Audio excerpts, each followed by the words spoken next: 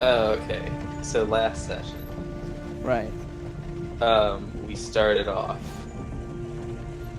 in Ford because we just landed Where at did you land? Tagarin. Okay.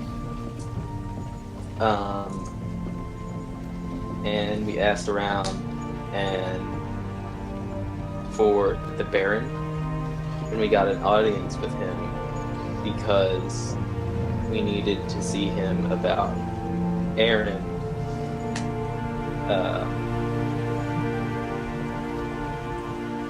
who we thought was not the spawn of the Regent and the Baron's wife, but turned out that was the case. So Baron of Ford was like, "Oh, okay." And so he stabbed him right between the eyes.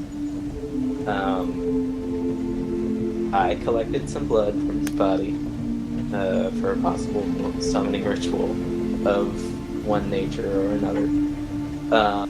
And then we left the palace and it was Edeline, Puncho, and Ulfgar went to the arena in Targaryen. Edeline and Puncho got their ass kicked. Hey, I won. Edeline won, though. I almost fell. Ulfgar was just cheering them on so sweetly.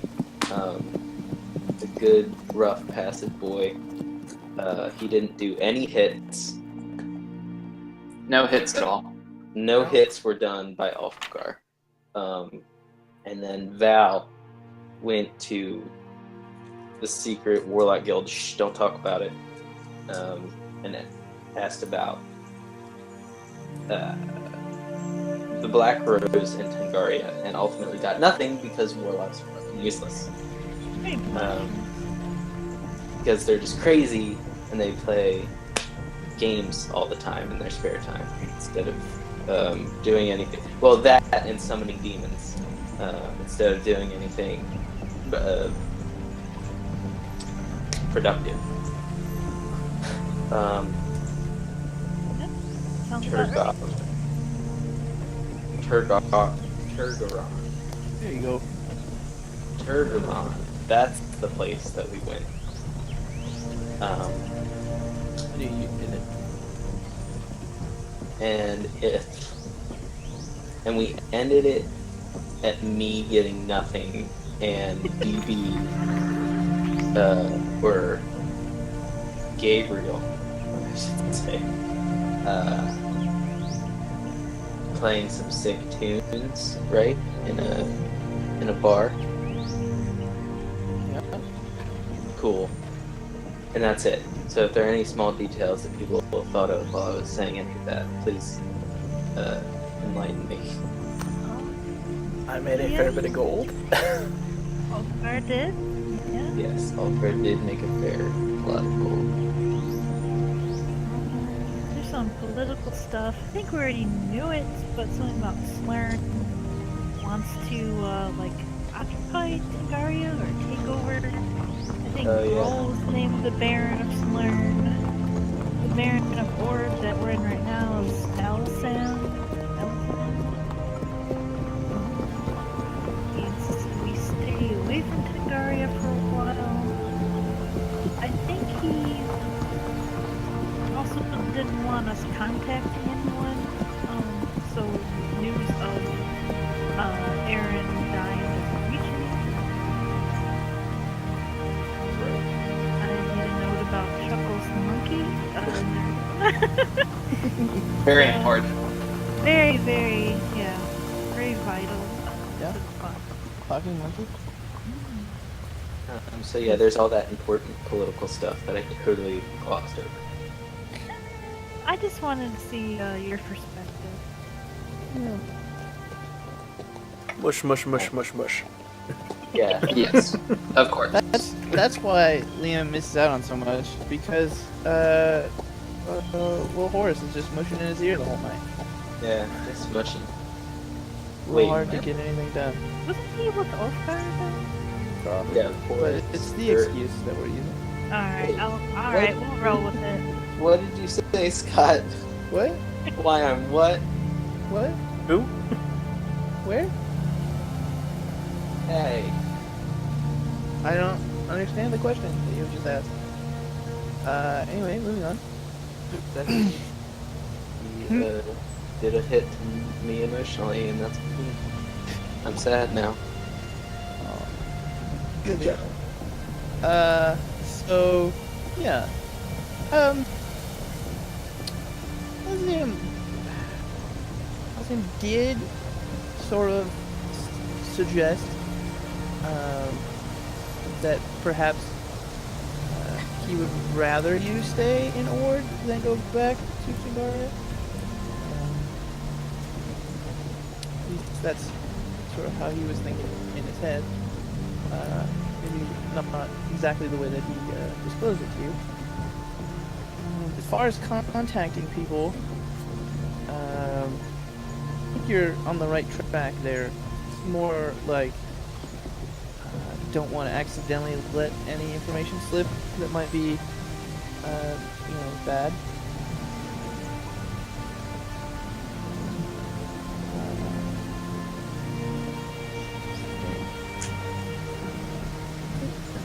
Pretty much nailed it though. It seems like Slurn is very prepared to move into Tungaria, and perhaps that might be why the Regent was building up such a force.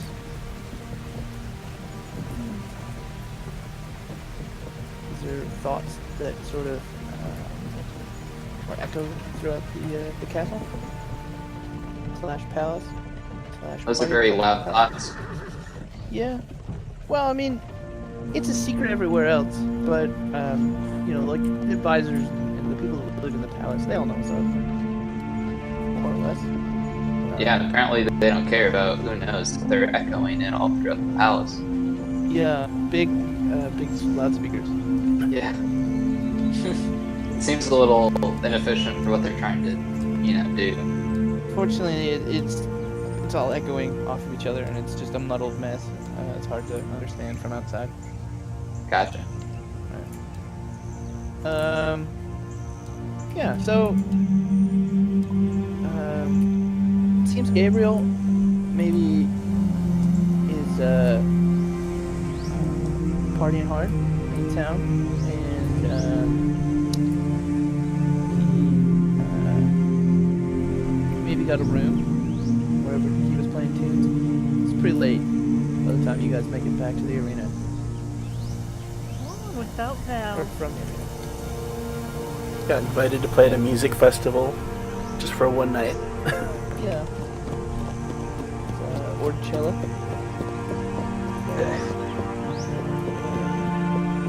Sort of a big deal.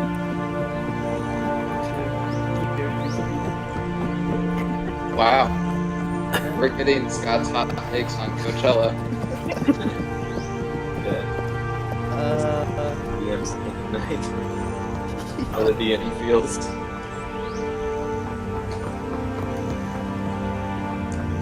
I bet that's where what's his name disappeared to. Declan? Yes, Declan. Oh man, yeah. Yeah. Yeah, probably. Gabriel probably saw him in the crowd, passing out crystals.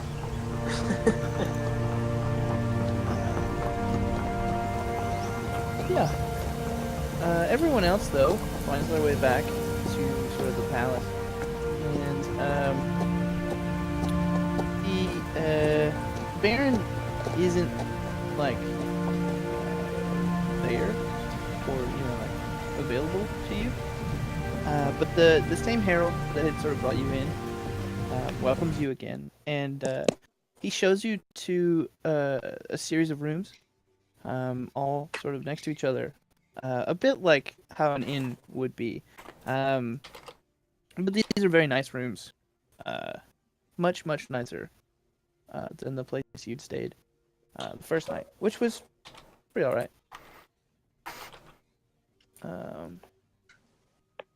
And yeah, the rooms are, you know, like medieval excess, right? There are lots of plush seats and goose down blankets and tapestries and whatnot. Lots of bright colors and silks and things. Mhm. And you all find clothing in the like wardrobe thing in the room,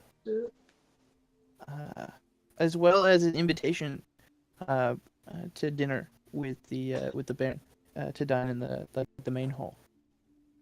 Oh my. Oh wow. Has Puncho ever been to a fancy dinner before? Well, when you get to be as famous as I am, well, let's just say you get invited to a rodeo or two. Oh, As kind of hawks a bit of spit onto the ground. it just onto the palace floor. Yeah, and I kind of rub it around with my foot a bit so no one notices. I notice, and I do not approve. Verbally, It's okay. Horace probably is like leaving slime everywhere. God. Probably. It's probably just dripping off Ulfgar's armor at a certain point. Yeah, he's like on Ulfgar. I'll let him stay there. Oh man, his fancy clothes won't last very long. I feel like. Yeah, no. So there's like silk outfits for everybody.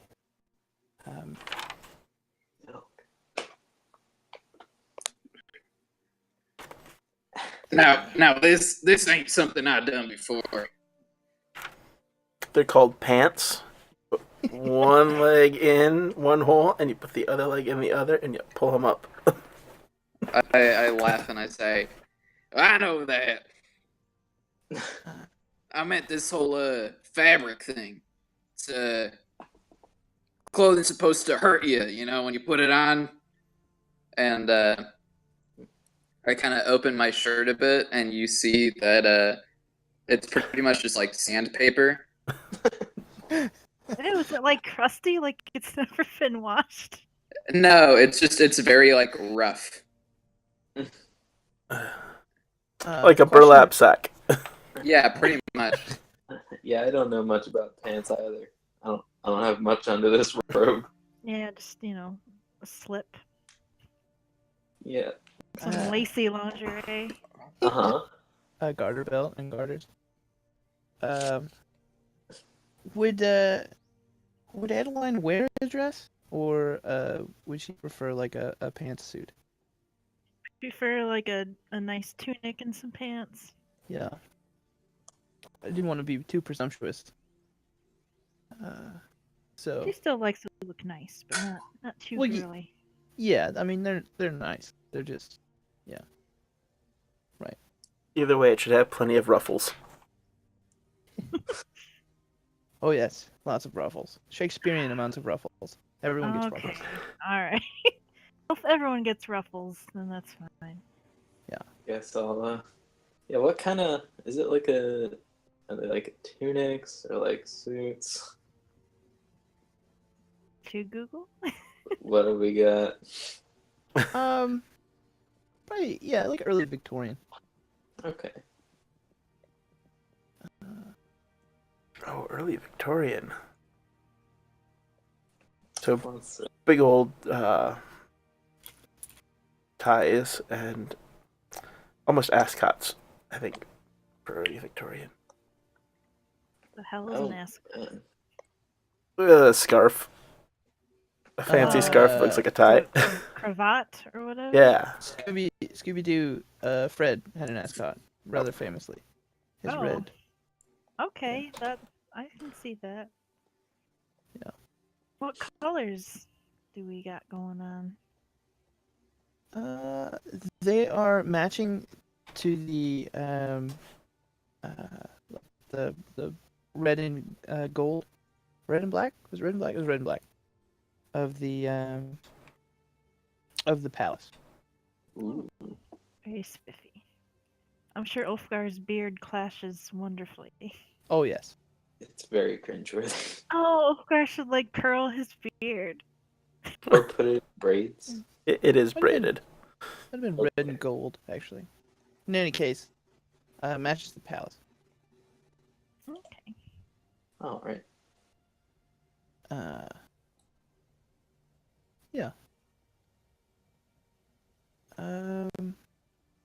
And donning your fancy dress, you're led again by that same gentleman from earlier to sort of a grand ballroom, and it's similar to the one that you met with the Baron in, but it's much larger and more grand, almost cathedral-like. Yeah, like that. Ooh. Very nice. Very dapper. Quite.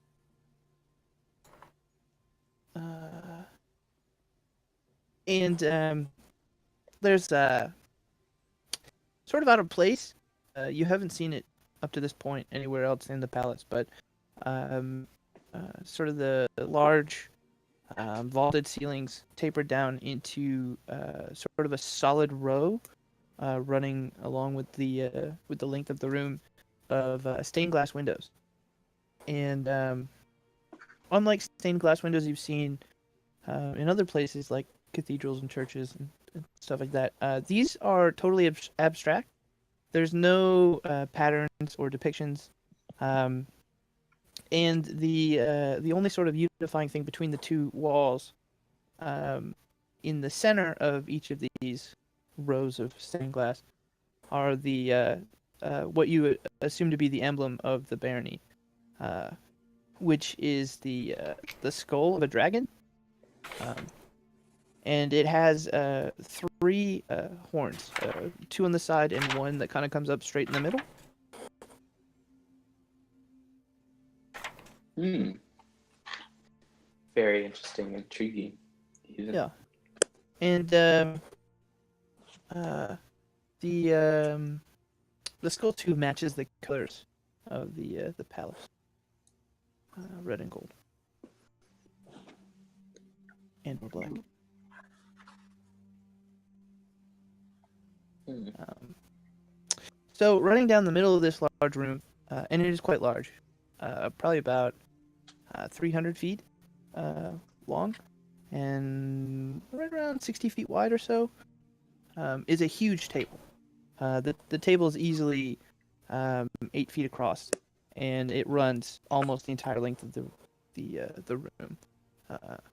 Lining it are very elegant and very plush chairs with sort of red, fluffy cushions.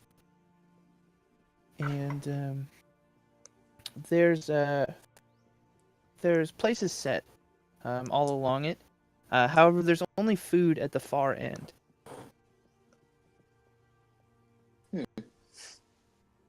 So we're just gonna have to levitate that over here. I think we're just supposed to go sit at the other end. Oh.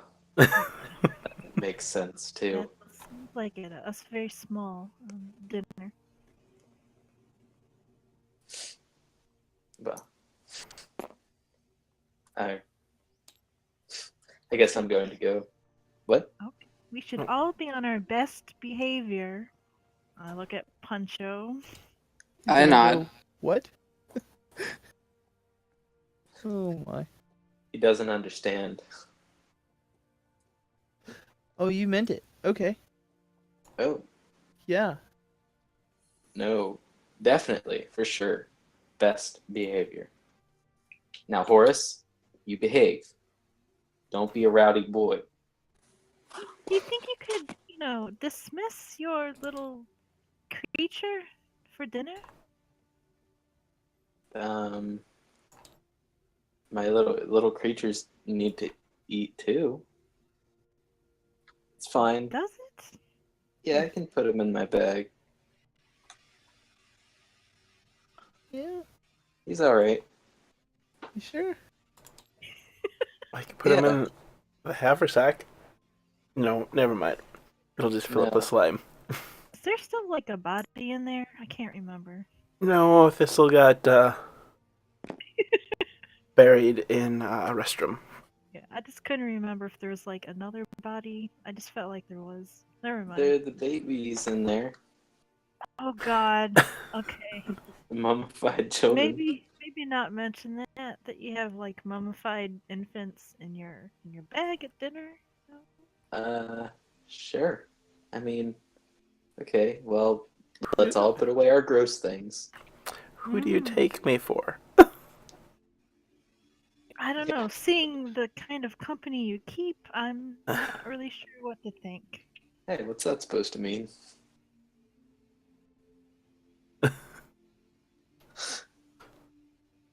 I just shake my head.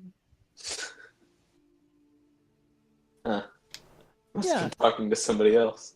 Is And, anyone else here? Not yet.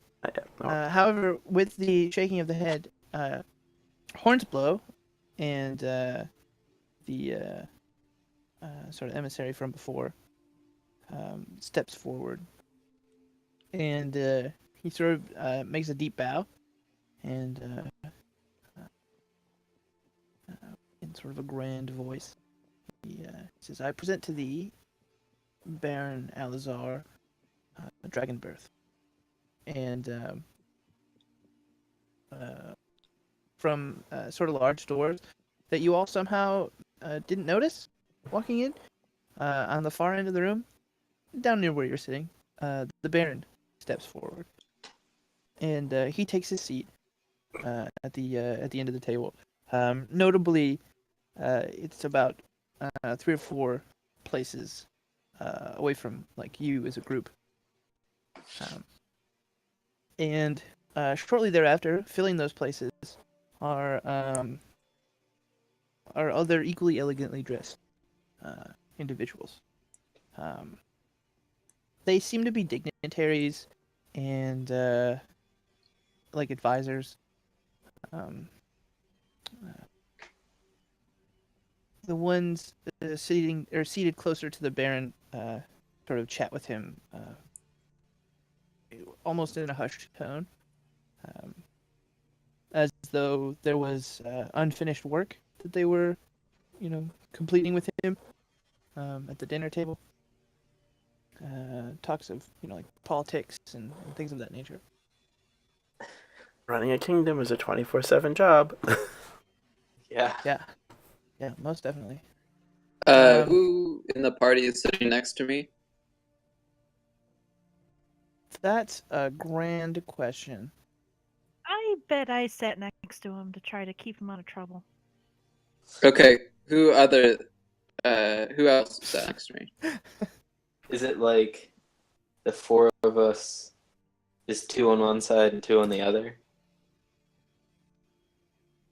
Yeah. Okay. Oh boy. Oh, Uh, the happy couple is on the other side. so I guess I turn to Adeline, and I kind of whisper, "Did all these people also have to kill kids to get here?" I'm sure they did. But Maybe can we not. be too sure? Maybe this is a kingdom of kid killers. Maybe not say that so loud. Well, that's why I'm saying in a hushed tone. Maybe not mention it at all.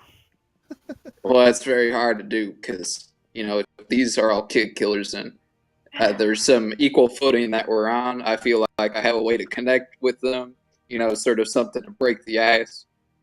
Like, how do you like to kill your kids? Maybe Well, talk about your work. Maybe some of them are fans of pit fighting. Gambling is a popular pastime with people with a coin to spend. Well, you see, I've also killed kids in the ring. well, if they haven't killed kids, we have enough dead ones for them. Yeah, I mean, child death isn't exactly an uncommon thing. It's a hard life to grow into. How loud are you whispering? Like it's a hushed tone. If y'all were kind of leaning in and listening, you probably could hear most of this, but it's not like I'm broadcasting this to everyone. Just stop mentioning the kid killing, okay? Okay, well, that's one less thing I can connect to these fine folk with. I'm sure you'll manage. What were you thinking you'd connect to them with? Killing kids. Alright, besides that. Just leans in and nudges one of them. How many kids you kill? What's the youngest you got? Face palm. I start thinking about what I might have in common with other nobles at the table. With other what? Nobles. Oh. Thought you said nipples. Like Oh, yeah. All of the other nipples at the table, how can I communicate with them? Like it was very clear in my head and I was very confused. So Puncho is silent for a little bit as he kind of figures out how to break the ice. Yeah. I'm not gonna try. Good. Well, maybe I might. No. Uh, There's wine. Sip your wine. a light bulb goes off, Oh boy. and he leans kind of into the table so that he can make eye contact with the noble who's sitting right next to Adeline. And he says, So, you kill any undead before? Any vampires? Yeah, so probably should describe who you're seated next to. Punch-Out, you were seated obviously next to Adeline, as well as a dwarf. And he is wearing similarly nice clothing to you. His is a little bit better fitted.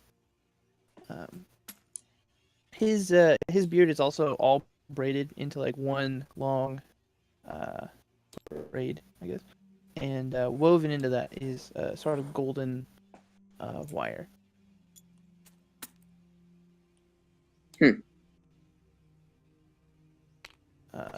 And he looks at you for a moment, almost taken aback by just like how bold you are, and says, "Good heavens, no! Well, is that because you lack them, or you just haven't had the chance? I have men for that." Well, how many, man? A whole unit of them. Oh yeah, unit? How many's in a unit? Sorry, I'm bad with math. At least 40. So you got 40 men to, go and kill vampires and stuff. Well, I mean, not specifically vampires per se, but Like if a vampire fell into your lap, you have 40 men, and you probably just, turn to shreds with them. yes, that's the idea. Yes, mostly uprisings they deal with, but yeah, we've had some trouble in the past with undead. So, let's say, hypothetical situation, the undead is a kid. Would you kill it? Ah, Uh, I suppose. Yeah, and what if the kid undead wasn't undead, but he was just he was uprising, you know. Uh, I don't micromanage them. So you probably had a few kids killed under your command, is what you're saying. They kind of slipped through the cracks and all. I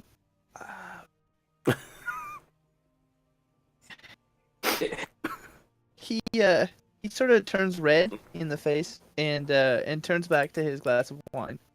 I said, no judgment here. I've had to kill a few kids in my day too. Oh my god. I He, grab him by the shoulder and kind of like pull him away. Sir, I apologize. He's, you know, not accustomed to speaking with. He's not housebroken yet. That's a good way of putting it. I mean, hey, what did I do? The conversation naturally took its course, and I just followed it. You led it as well. It just so happens that we both are interested in the same things. There ain't No, nothing to be ashamed of. I don't think you are interested in the same things, Pancho. I look to the dwarf and I say, "You like money?"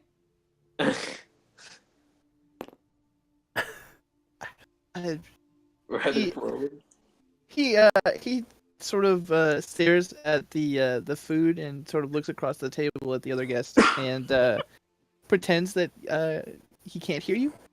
I'm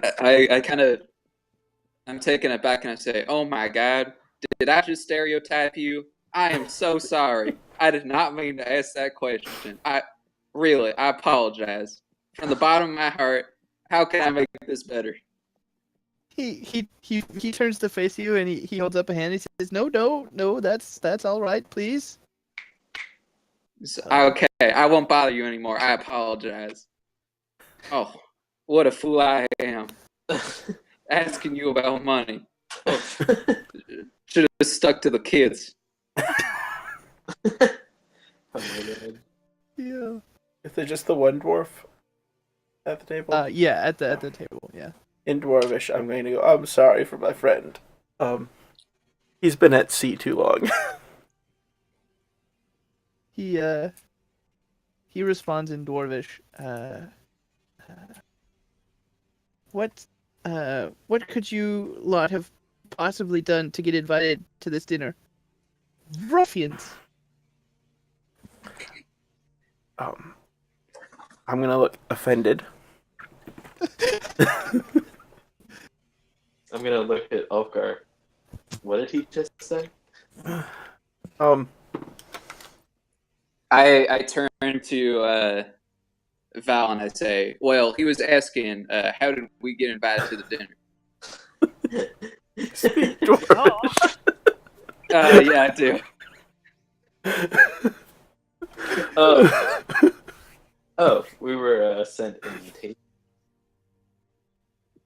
That's how. A service to the world, I guess. Delivered a now deceased child. You are I say- an idiot. Wait, did you say that in common or Dwarvish?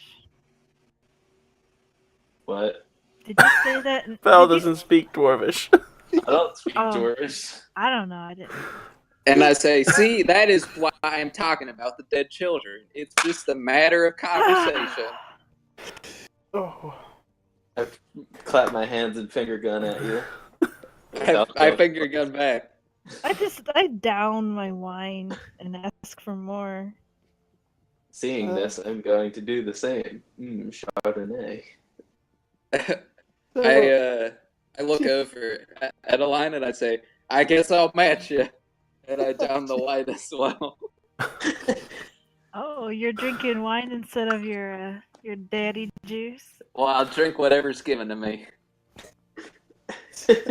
So during your sort of impromptu drinking contest, uh, Adeline, you happen to look towards the Baron, mostly out of embarrassment and not knowing where else to look.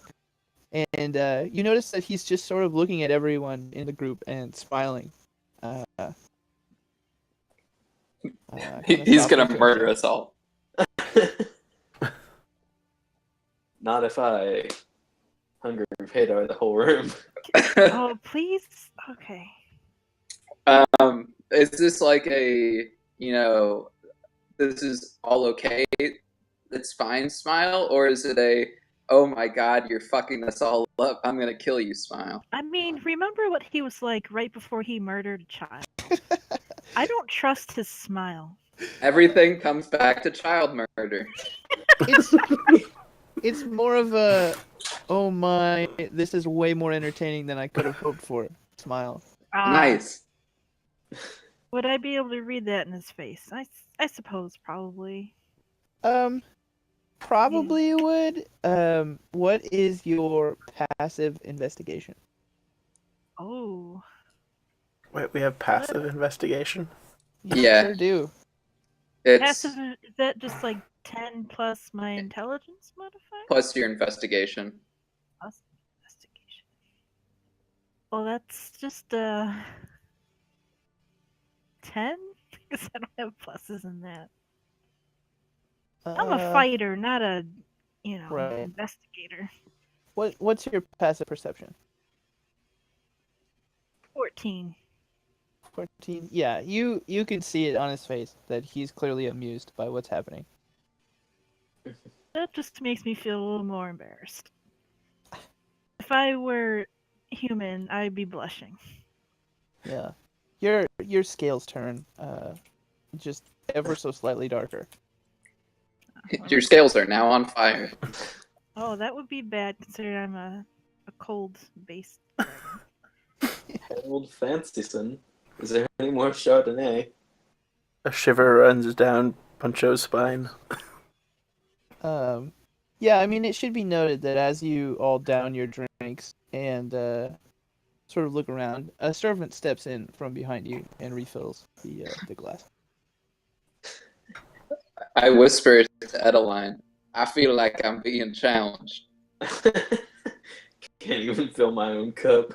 Oh? It feels like he's challenging me to drink more. Because he filled it up pretty high there, and he did it pretty quickly. I think he wants to see me drink. Well, it's their job to make sure you're always, taken care of unless you, decline. Oh, I can't imagine you're the type to turn down a drink, though, are you? that is true. I didn't get my love for daddy juice by being picky about what I drink. Worth noting is that while everyone is having these conversations and moments of embarrassment, food has been served to you and you are actively eating it. Okay. Mm. Yeah, the night is progressing on. It's not just a static moment. I yell to Horace in my bag on the other side of the room. You want any food? Oh Did my. I hear him mush in the distance? I mean, it's always sort of a constant mush, mush, mush. So, probably, yeah. I take a plate of some food over to him and set it down next to my bag. Yeah, you do so. So you can mush on that for a little bit. Naturally. And I did put on my most fake elegant walk and walk back to Like the a- table. Make a Like a sachet? Yeah. dexterity save.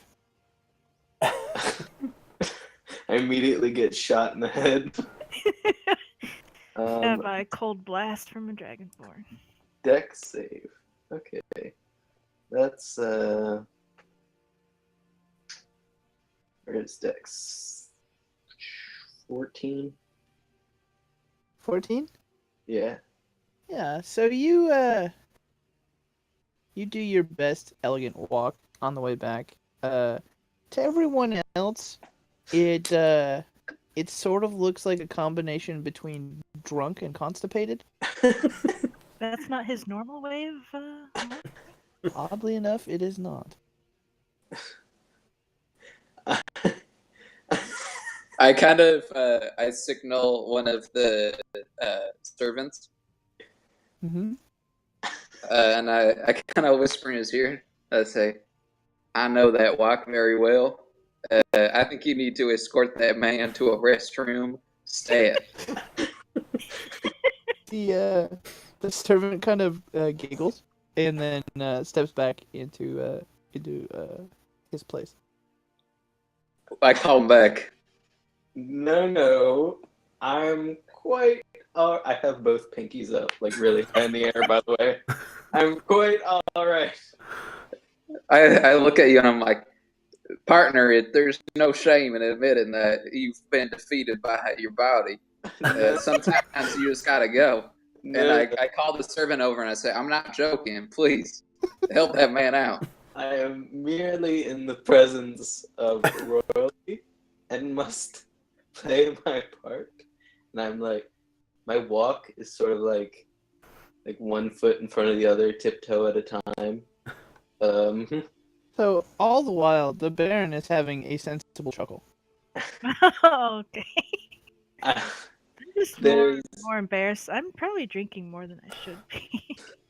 I kind of scowl at the Baron because I think he's making fun of Val for, having to really need to use the restroom. There are no blockages in any gastrointestinal system in the vicinity.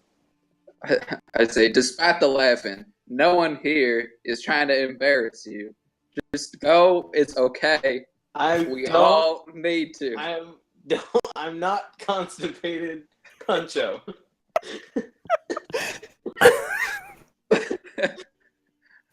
Well,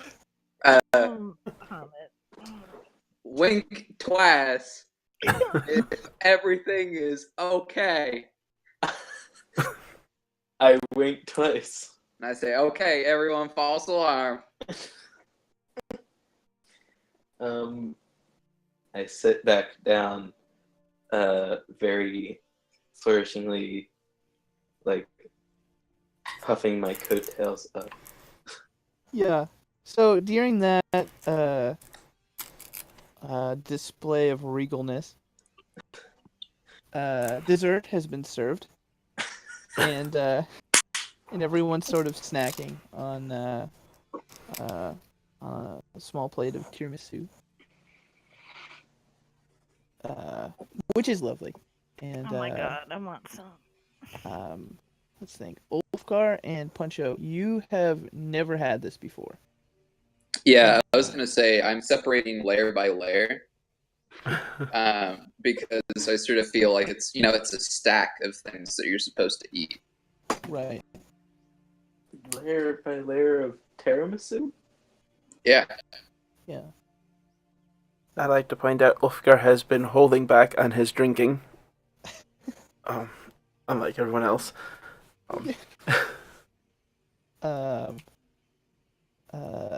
Val, you've had tiramisu before, but it's been a very long time, and you probably wouldn't remember anyway. Yeah, it's back when my parents used to serve us. Oh god, are you crying? It's okay. It's just been a while. I eat it. It's just dessert. I have whole lot of wine in me right now. I'm gonna be okay. I On the just off need a chance nap. that no one's seen tiramisu before. You're gonna make me crave it more? I signal down the one of the servants, Mm-hmm. and I kind of hold out my flask. And I kind of like questioningly like shake it a little bit, and I kind of go, "Can you?" To the servant. Yeah. He sort of looks at you a little bit nervously, and then sort of bends in close and whispers, "What do you want me to do?" Oh, sorry. I thought it was clear. If you wouldn't mind, could you top off my my beverage right here? With what, sir? Well, what alcohol you got on you right now? Only wine, sir. Well, then it's wine. Yes, sir. Thank you very much. And he very, very carefully pours from a carafe of wine. And I sort of wait until it's like almost completely full, and I say, "Perfect." I put the cap on the flask, and I shake it up a bit, and I say, "Future me thanks you very much." He kind of nods and turns to a different servant and just sort of shakes his head and then shrugs. Ah, yes. The tiramisu.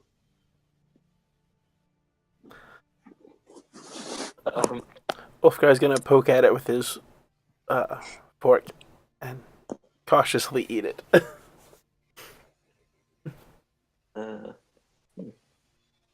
Val, you're level 7, right? Yeah. I Okay. don't even like tiramisu that much.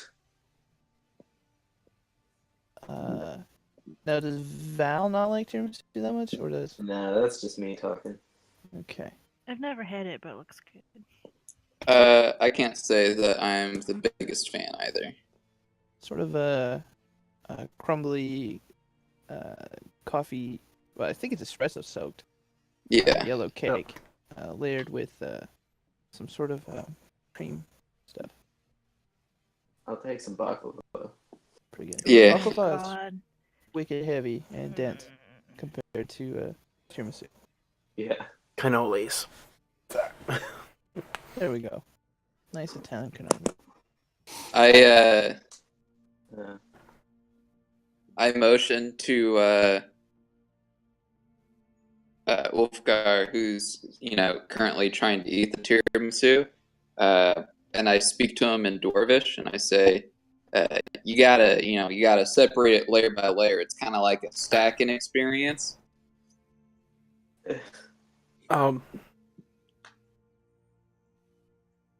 I look around at what everybody else is doing. Everyone else taking it apart. Any dissecting at the table? Edeline is eating it, sort of by plunging the fork through the top and taking out small bites. In Dwarvish, I'm going to respond, I think you're just supposed to take a scoop and eat it. Well, that doesn't seem too refined. I think it's too much work to do it the other way. Well, It's a unlike bit like you're these, playing with your food. God. I kind of whisper to him, I'm like, unlike these pencil pushers, we know how to get work done. And as you now, are you whispering that in Dwarvish? In Dwarvish. Right. As you do so, the Baron kind of snaps up, and he points at you, not in like a threatening way, but in a eureka aha way. And I still don't trust. in sort of a loud voice. In fact, a couple of the servants kind of jump, and everyone at the table, including yourselves, all sort of snap to like attention to look at him. He says, "In common, exactly." I say, it's rude to listen in on other people's conversations. Thank you very much. He kind of smiles at you and sort of nods his head, and he says, "A perk of my position, I'm afraid." And he sort of turns around and sort of pushes his chair in, and then placing his hands on top of it, he stands behind it. He looks to the dwarf sitting next to you, and he says, "Thorman, I believe you haven't been entirely honest with our dear guest Puncho." He's a kid killer? Ah, No, Oh. no, not that. just stop with the kid killing. He sort of frowns a little bit, but then returns to sort of his smile, and he looks to the dwarf and he says, "Why don't you explain to them what's going on out there?" And, Before he has the chance to say anything, I say, I got it! He's a vampire killer! I knew it! I knew it too. I take my face out from the tiramisu that I was face planting. Ah, asleep as usual. I knew he was a vampire killer. Wow.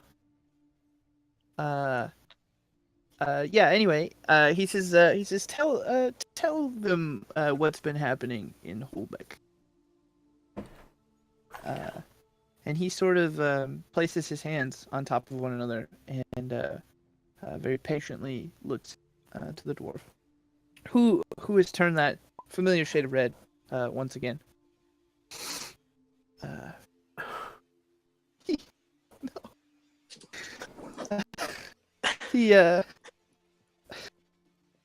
The dwarf stands up, and although I mean it's sort of hard to tell, he's a dwarf after all, and he kind of paces behind his chair, sort of walking away from the table and then back to it again, and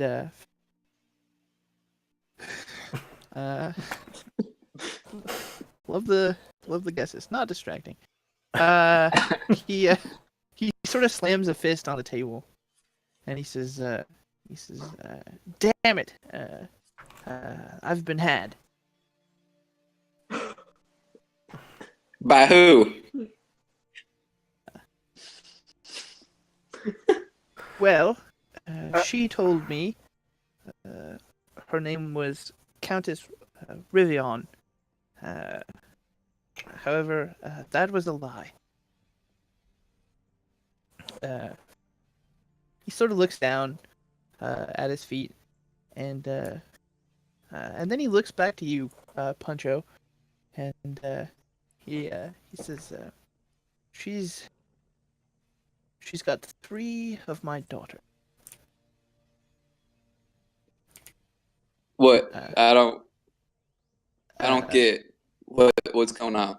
The Baron sort of steps in, and from across the table, in a loud but not shouting voice, he says, "She's a vampire, Puncho." Oh God! I hate him. Wait, you had kids with the vampire? No, she's captured my children. Oh, captured them. How Yes.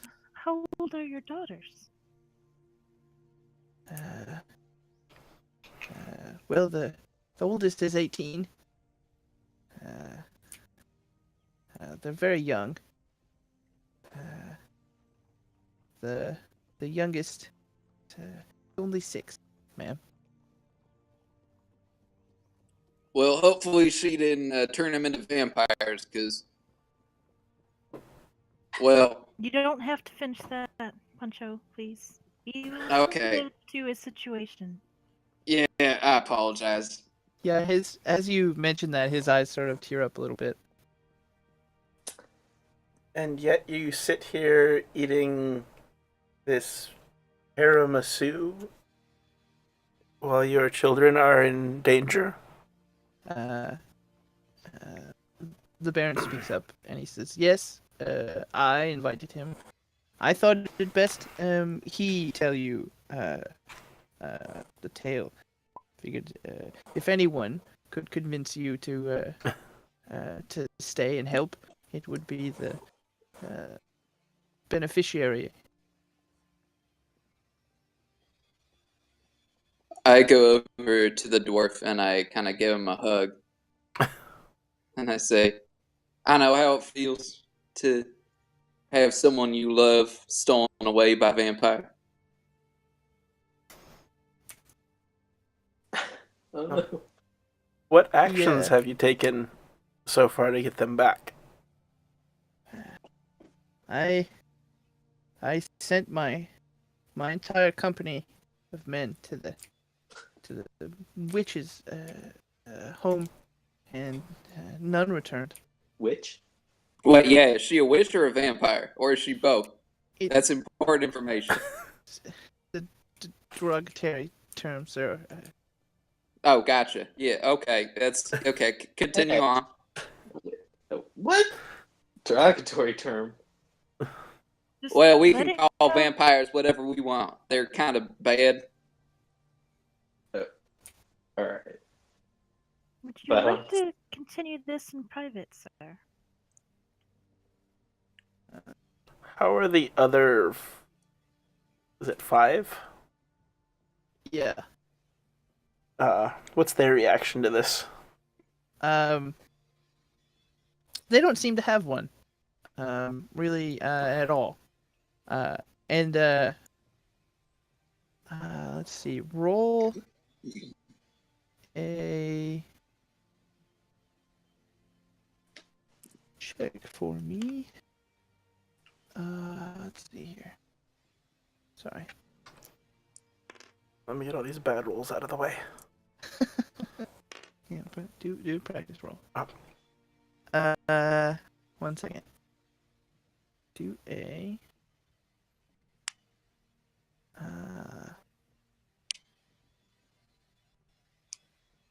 do an insight roll.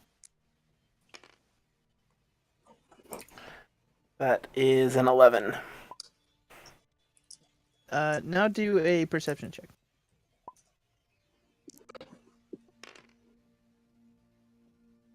That is a 12.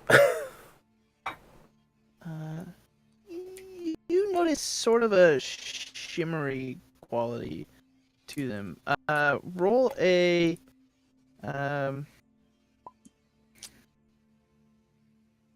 roll a just Arcana. roll a d20. Just give me a number. Throw me out a number. 12. 12.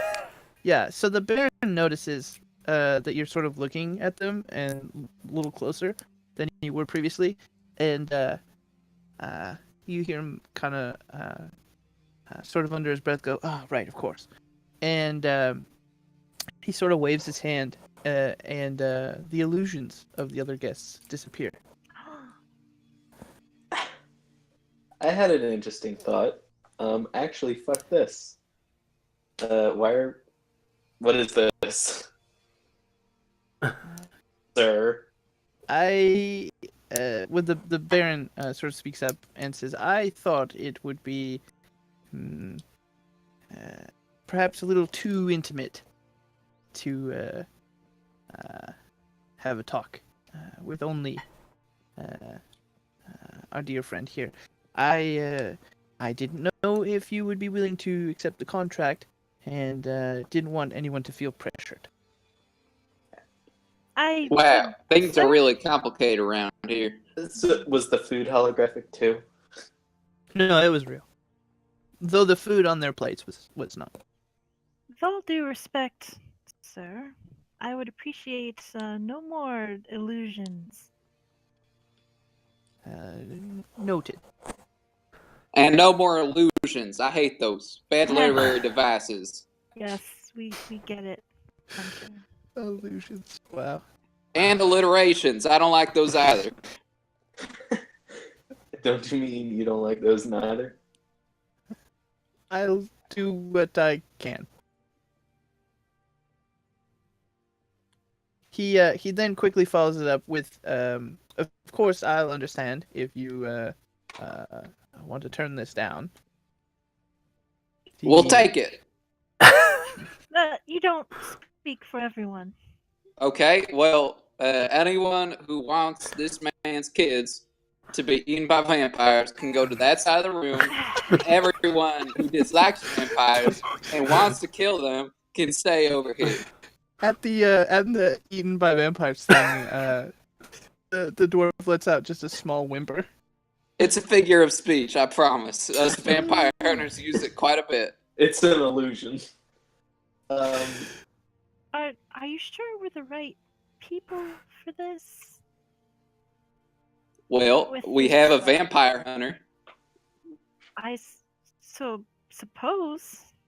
The Baron sort of raises an eyebrow, and he looks to Ulfgar and Val, and he says, "Well, we have two of the saviors of Brep here, do we not? And you are a dragon phalanx. Surely a better party could not be found. And as noted, rather gregariously, we also have a vampire hunter in the party. So it's you seem quite qualified to me, but what do I know? I'm only a baron."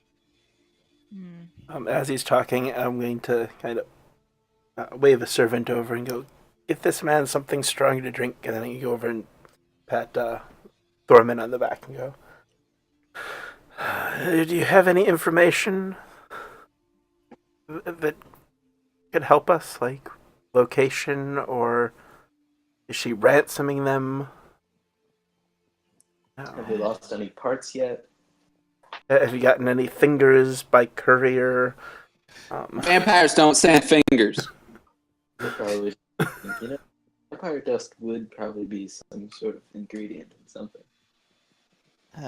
He says, yes, I have a map to the alcove she's calling a castle. That's convenient. Well, is it an alcove or a castle? Because they're two very distinct things. Sorry, I'm trying to not use alliteration. Thank you. Yes, it's a castle. It's a very dilapidated castle. It was the family estate of a long gone line of dignitaries. Vampires? No. Well, no, probably not. Have you ever been there? Been there? Yes. Well, of course I have.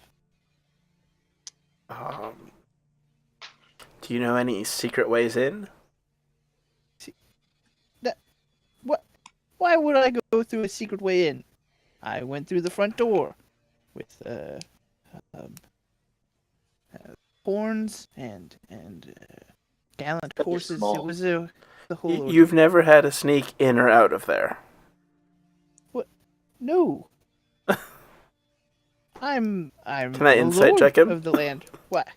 Why would I sneak anywhere? I was invited there. I can just read his mind. I don't think that's a good idea. Why not? I don't think you want to mess with this guy. Which? I guess I should ask. Who are you asking these questions of? I assume. The dude. Yeah, Thorman. Thorman. Yeah. Yeah. Thorman is giving you these answers. Since I was invited in. At first, she seemed to be just a very wonderful and rather courteous noble who had merely moved in very near to where I hold a great deal of land. Any You news? married? I not anymore. Oh. Uh, When you met her, were you married? No. Oh.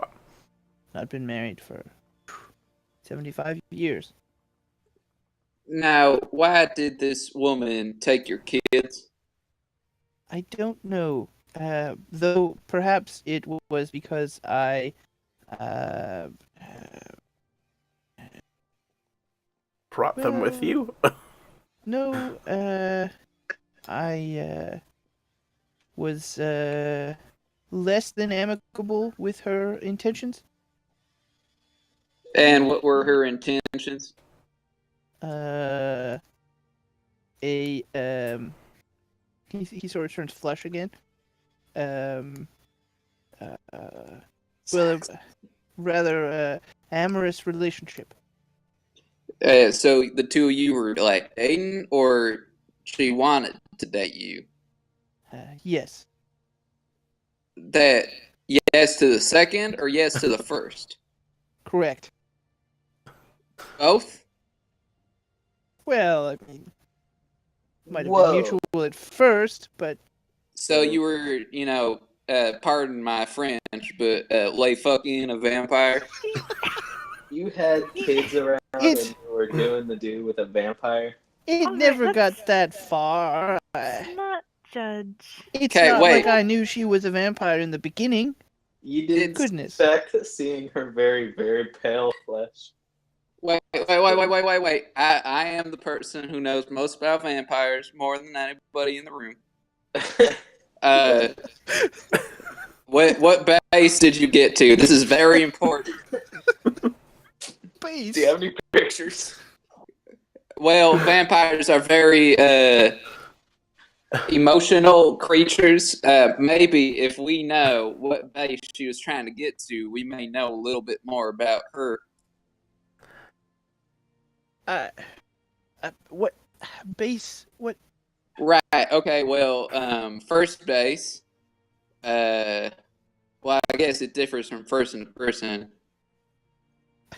First base is penetration. Oh, I'm Goodness. more wine, please. Second base is kissing on the mouth. And Wait. third base is kissing with the tongue. These seem quite out of order, sir. Well, you start at third base.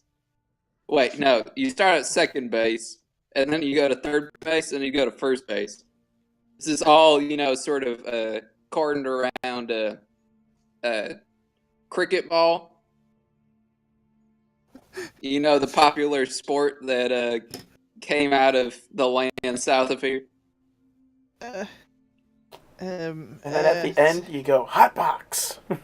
Yes, that one. Second base, I guess. So she wanted to do mouth kisses to you. Yes. Okay, that is very helpful. Thank you very much. Humanoid Um, courtship is very strange. He's just very flush and drains a glass of wine. Wait, he drains it? Like a vampire? Like he drinks the whole thing. Okay. Oh boy, you might need to inspect him for bite marks. Oh no. I was gonna go over and ask Puncho. You take him aside and go, how do you tell if someone is a vampire? Well, if you put a stake through their heart, it kills them. I believe Oh, that kills more than just vampires, Pancho. Yeah, well, most people, vampires are people as well. So What? it kind of makes sense that if it kills people, it would also kill a vampire. So, Pancho, are you sure you've ever actually killed a vampire? Yeah. It's not just normal people you've driven a stake through? No, well, normally, they have the whole fang thing and they come after me. And I kind of like do a little bit of a jog around them, and then they get tired, and I put a stake through their heart. They get tired? Yeah, well, I punch them enough that they get tired, and I put a stake through them. We are talking a wooden stake and not a piece of meat, right? Well, yeah, a common misconception. Apprentice of mine once died because they tried to, put a whole thing of steak through the heart. The vampire just ate the steak, and my apprentice too. That was the last day I took on apprentices. Yeah, I couldn't imagine you being responsible for anyone else. Would you take on 4 more apprentices? Well, as long as you promise not to get killed by vampires, yes. Kind of ruins my, my reputation as a vampire killer if all my apprentices died of vampires. Is there anything else that kills a vampire besides a stake through the heart? Well, silver. Typically silver weapons. Good for, they don't like it. Magical weapons, they don't like that either. They don't like running water. They really don't like that. They don't like sunlight. They don't like that. They can't enter your home unless you invite them in. What else? What about old-fashioned taking the head off? Decapitation, well, that will kill most things. Yes, not just vampires. Yeah. So, if you decapitate with like a silver weapon or something, that might hold. Also, sometimes they turn into bats and shit, and then they fly away. Also, sometimes, if you don't kill them properly, they will seem dead, but then they'll kind of just like fly away later and then go to their original resting spot. And then you got to kill them there. So that's a hassle because typically you got to travel far away. But if you kill them in their original, if you drive a stake through them in their place of original rest, then you will in fact kill them.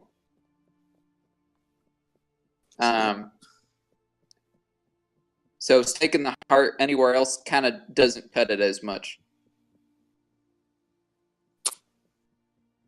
Seems like there's a whole lot to do to kill a vampire. Yeah, it's a whole science. Doesn't seem like being a vampire would be that very fun. Well, we have to get there first and try to save the girls.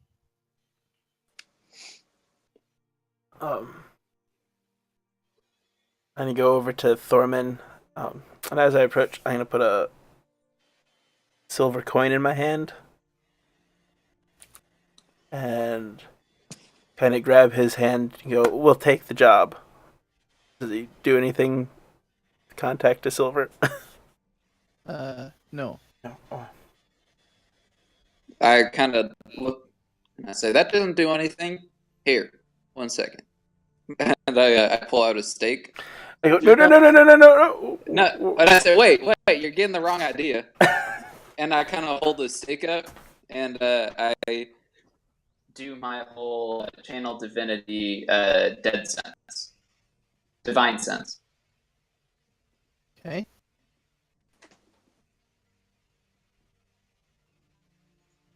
Do I sense any consecrated or desecrated places or celestials, fiends, undead? No. Okay. I say, okay, he's good. What did you just do there? Well, I asked Punchista to, kind of take a look around, tell me if there are any, undead sort of things kind of crawling around. She said she couldn't find any. Ah, so you can use magic to discover if there are vampires. That's much more useful than staking them. Yeah, but, I can only ask Punchista so many times before she gets upset at me. I think I understand. Okay. What does she do when she gets upset at you? I kind of just get bruises randomly on my body. I think that, like, she punches me or something. Your daddy punches you? Yeah, well, she makes sure to use boxing gloves and all, because otherwise she'd probably kill me. But I am sore for probably the next week or so.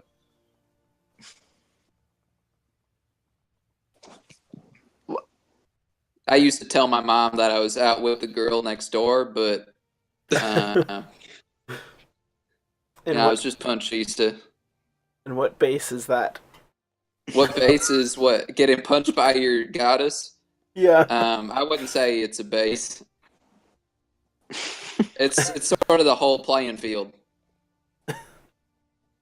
Kind of no escape in it. It's got to be a base. Okay. All right. How about the ground base? Oh, yeah, we'll accept the job. Daughters' names, so when we find them, like, I take it they're all dwarven. I mean, not to assume, I mean, or it is a little out of the ordinary. They are all dwarven. So they're extra small. Because they're little kids. Oh my god, that's adorable. Arton, that'll be the oldest. Mardred, she's the middle daughter. Can you spell these out? Sure. Artin. Okay. Mardred.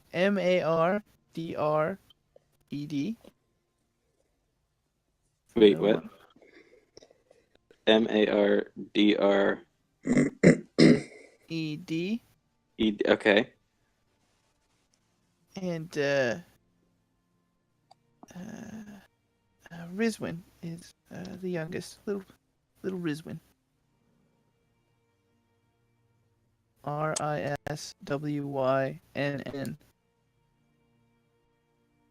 All right.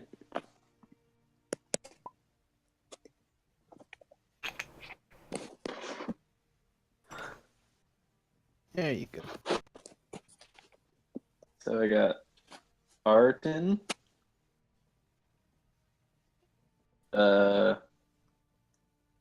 Martha Stewart and Rizwin. We got it. Well, that's fine. Okay.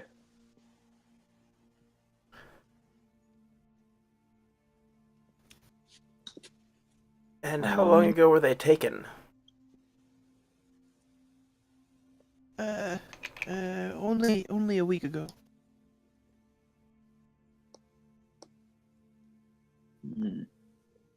Only He, a week? He looks to Puncho and he says it's not too late, right?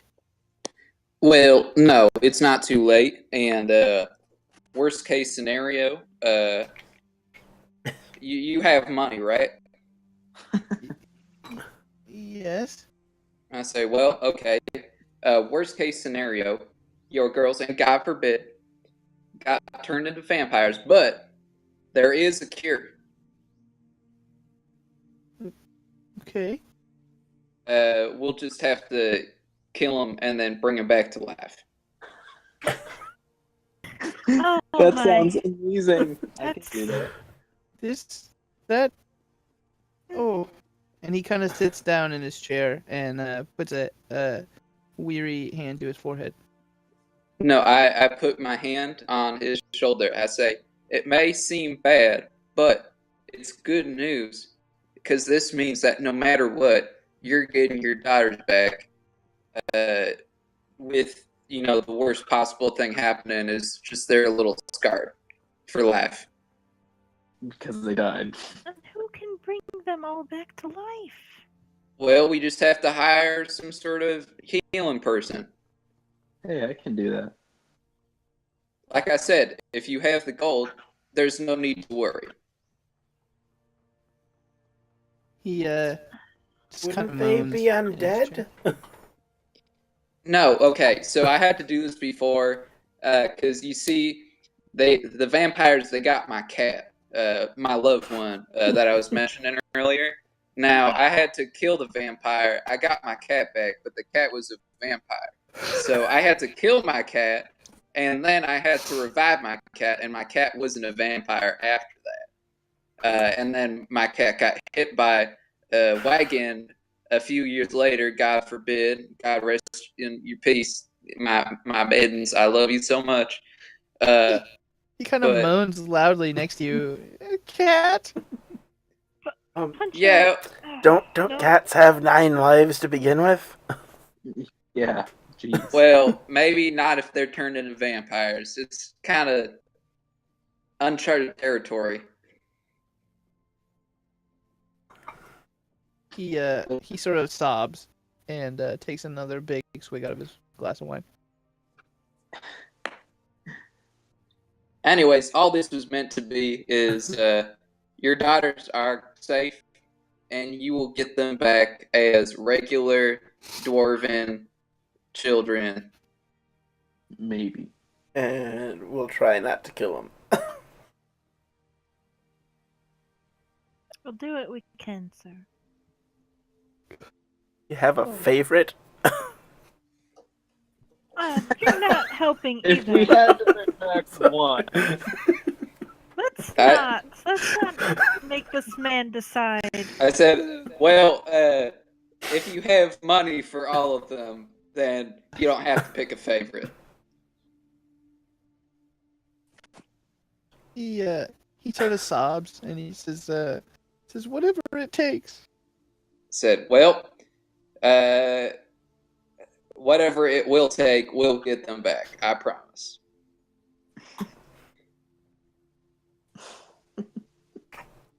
We have a map, yes?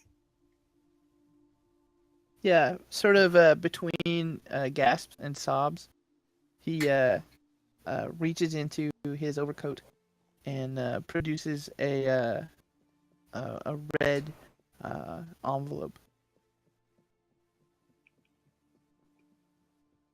Oh, I'll take the envelope.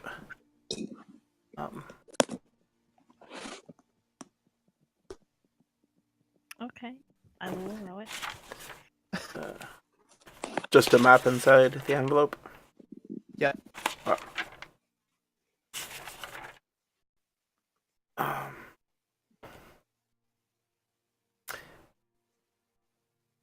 Is this Countess, does she entertain a lot of others? Or was it just you? I hope not.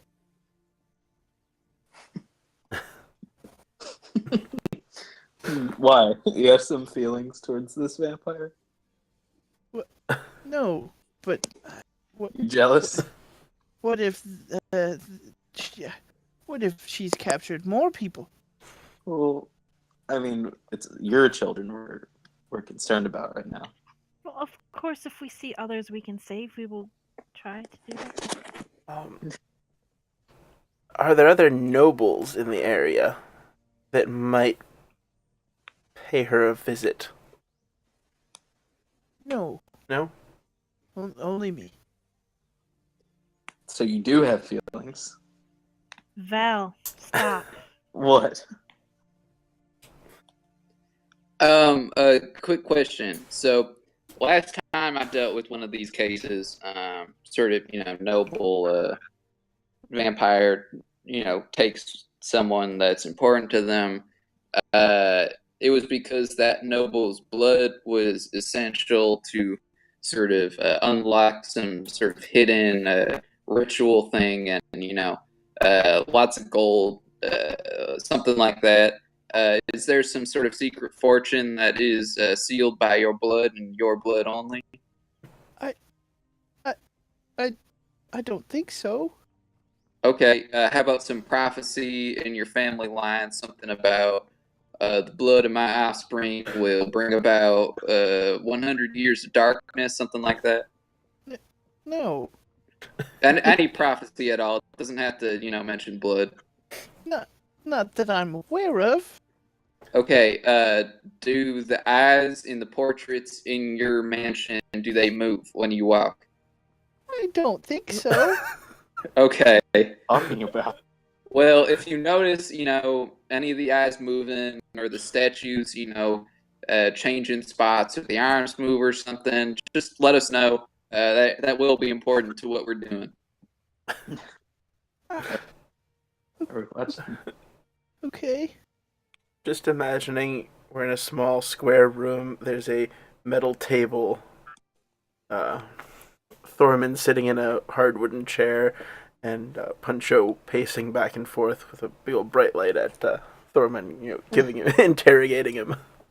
I have a large, wooden club, and I'm banging the table.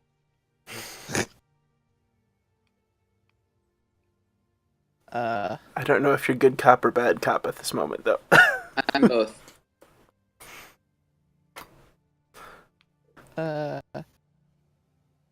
I'm sorry, you're gonna have to repeat that. Repeat what? Which part?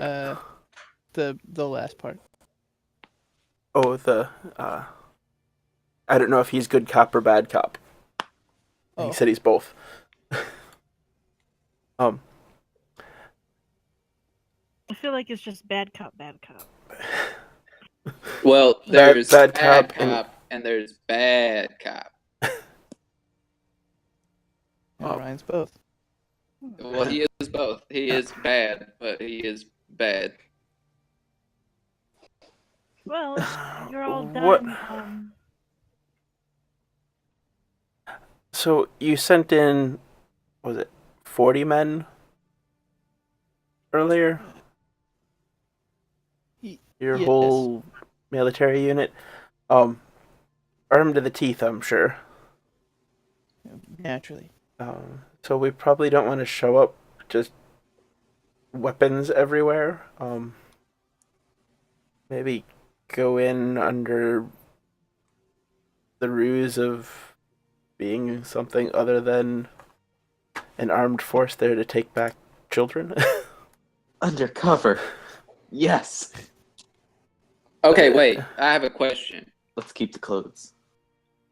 So, is everyone else convinced that she is not that she's just some random noble woman, or are you and you are the only one who knows that she is a vampire, or is everyone kind of in accordance that she is a vampire and everyone's just kind of avoiding it? Well, the darkness spreading from the castle is sort of a giveaway, I would think. Yeah, so no sane person would kind of just walk over there and be like, "Hey, I'm here to deliver some bread. Who ordered this bread? I can't return this to the bakery. I have to give it to you.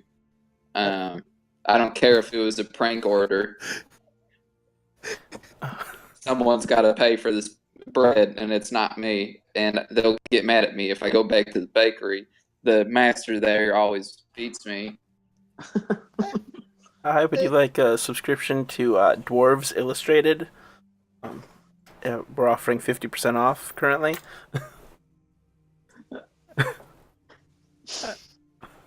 Those two dwarven beauties. He's sort of taken aback by both of you.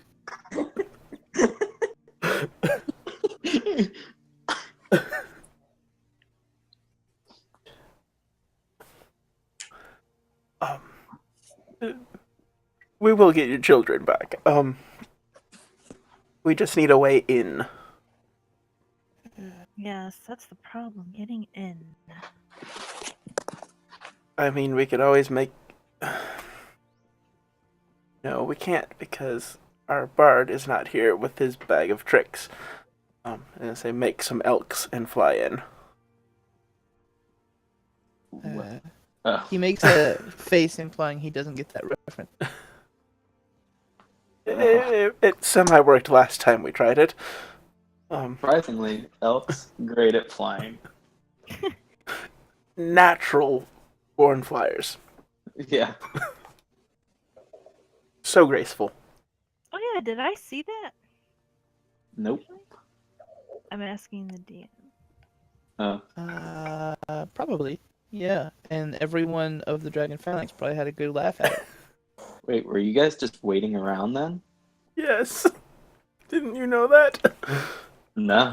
No, they It's just, just sort of showed watching up them? randomly. It was just a really great coincidence. We were their distraction. Wow. And what a distraction you were. Thank you. Assholes. We saved your life. You were going to be massacred. It was just a random Tuesday for us. I believe that.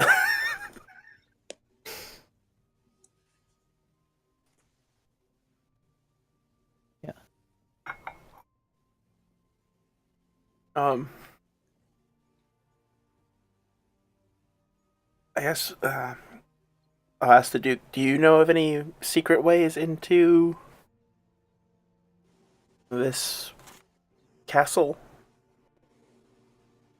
I mean, it being in your domain. I don't know, but There a floor plan, blueprint? perhaps one of the hunters or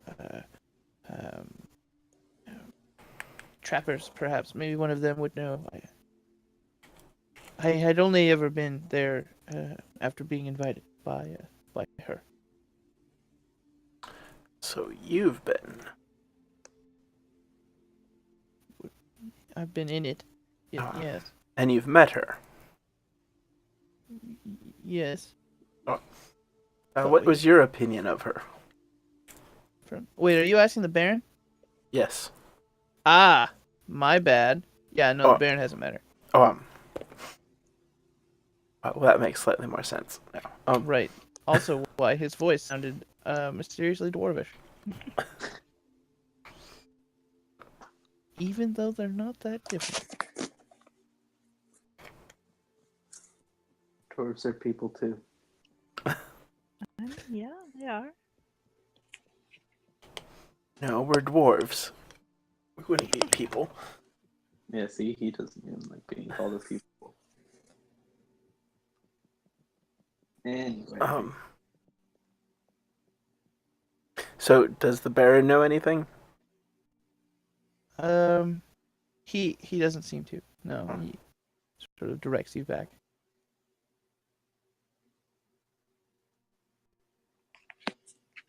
Oh, I guess we could go scout out the location first. Yes, we can do that. That wasn't my level of expertise. Not my role in the phalanx. I was mostly just the muscle. Do you know someone we could call? Ghostbusters? I was about to make that joke. God damn it. I could certainly let a stealthy person fly around it. Oh. If only we had invisibility from our bard.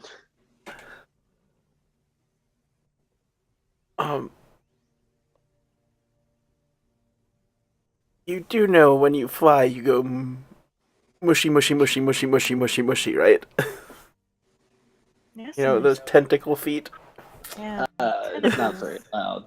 So drowned out by the wind flying past you at 80 miles an hour. And then there was that time you got shot down and almost died? One of my proudest moments. I'm not surprised. Why do we let you fly? That's why I don't fly. The elks fly.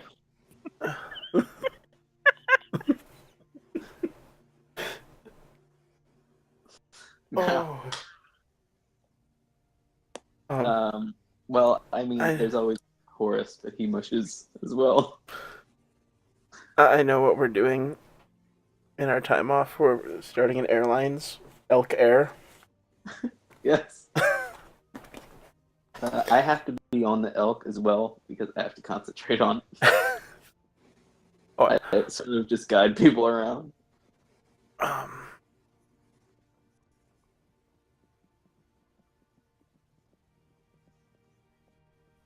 Okay. Are there any patrols or anything that go out that far? Does she have men? Or is it just her in that castle? There's been groupings of undead around the castle from earlier reports. And those people that his unit that all disappeared, they're likely part of her protectors now. Oh, Maybe. I Or guess. they were each, or both,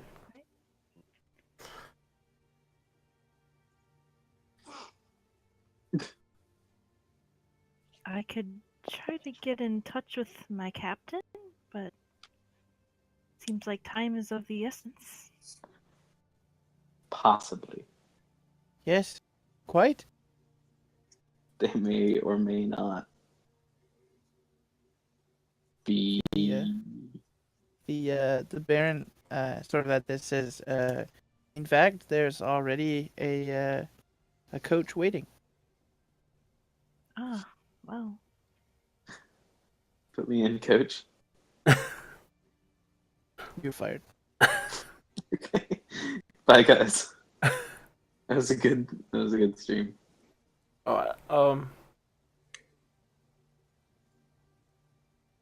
Well, then we'll leave right away, and yeah. Can we get some tiramisu to go though? Yeah, that's great. Oh, sure. Help yourselves. Any food you'd like. Ooh. Just see Val shoving a whole turkey down his pants. Oh, right, he doesn't wear pants. Well, he is wearing pants now, so. I am wearing pants now. It's like my robe is just a kilt. It just has boots under it. Like a true never nude, though, his robes are actually under the clothes. Yes, I sure am. Now, do you have anything soft like Jello or pudding that one could, I don't know, say mush on? There's I mean, a tiramisu is pretty terrine. soft. Terrine? Yes. Sure. I have some terrine to go. He points to a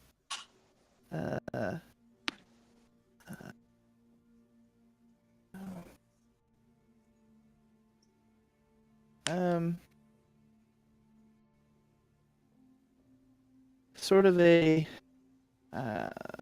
long loaf shaped yellow jello mold with bits of like fat and like meat floating in it. Oh, he'll just love that. I'll take it. And I shove that in the bag. You do so. I'm gonna look at the group and go, well, I'm gonna go put my armor on. Oh, yes, of course. I'll I do the just same. tear my clothes off and my robe is under. Warlocks. Just in one fell swoop. Aha! Robes. It's like I reach take into off my- clothes. He put snaps in all the seams, so they just pull off. I just reach into my pockets and I put on my silver knuckles. Always come prepared. Like Val revealing his robes is like watching someone take their bra off without taking their shirt off. Now I have the fancy clothes under this.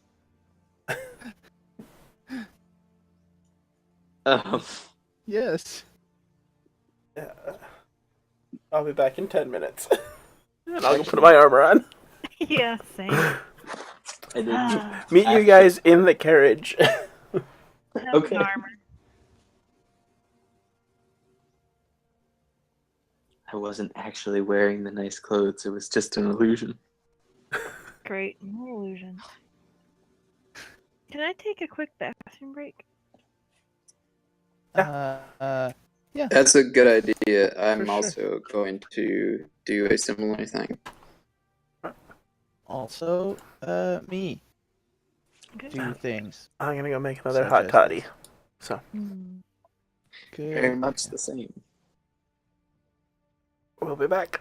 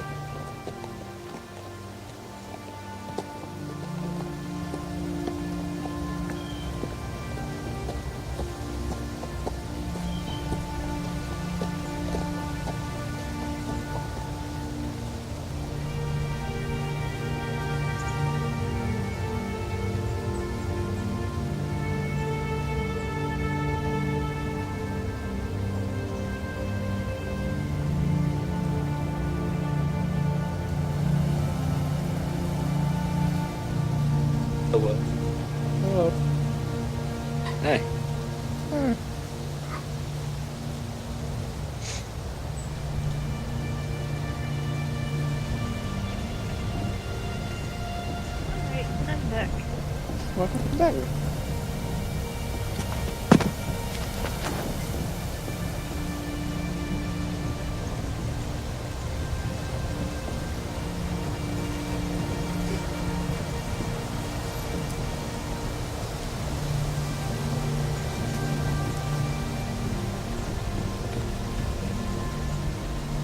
Oh god.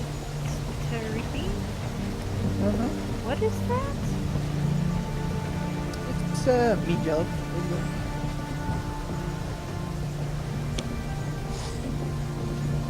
Got veggies. That's a fancy. Yeah, well, I mean, of course, he's gotta eat all his veggies and grow big and strong.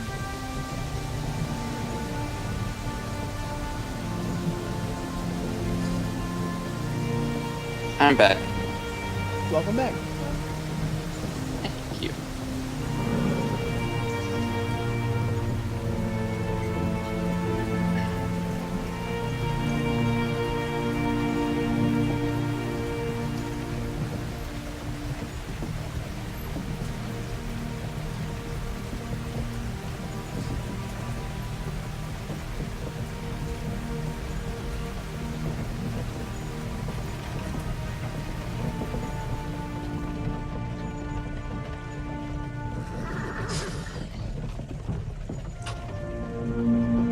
So is Omega still out? I think so, yeah. Gotcha. That's a fake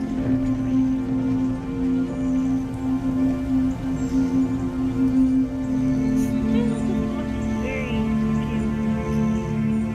What? I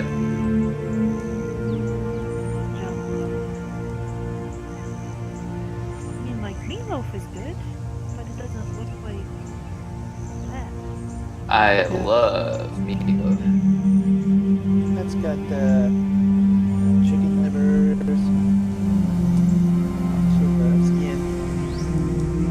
I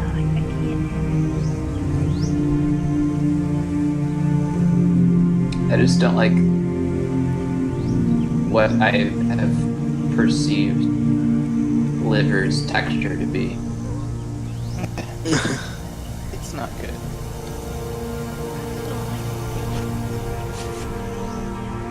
Very irony.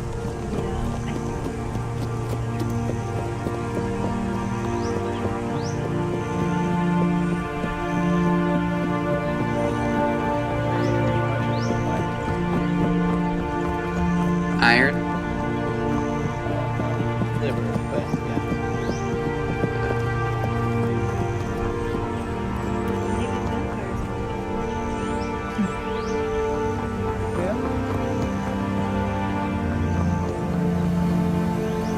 And I'm back. Welcome back.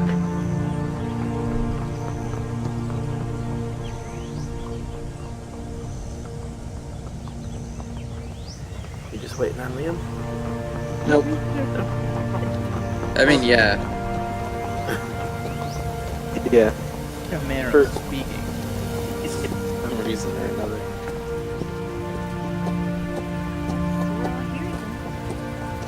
We sure are. Are we really all here? Where is here?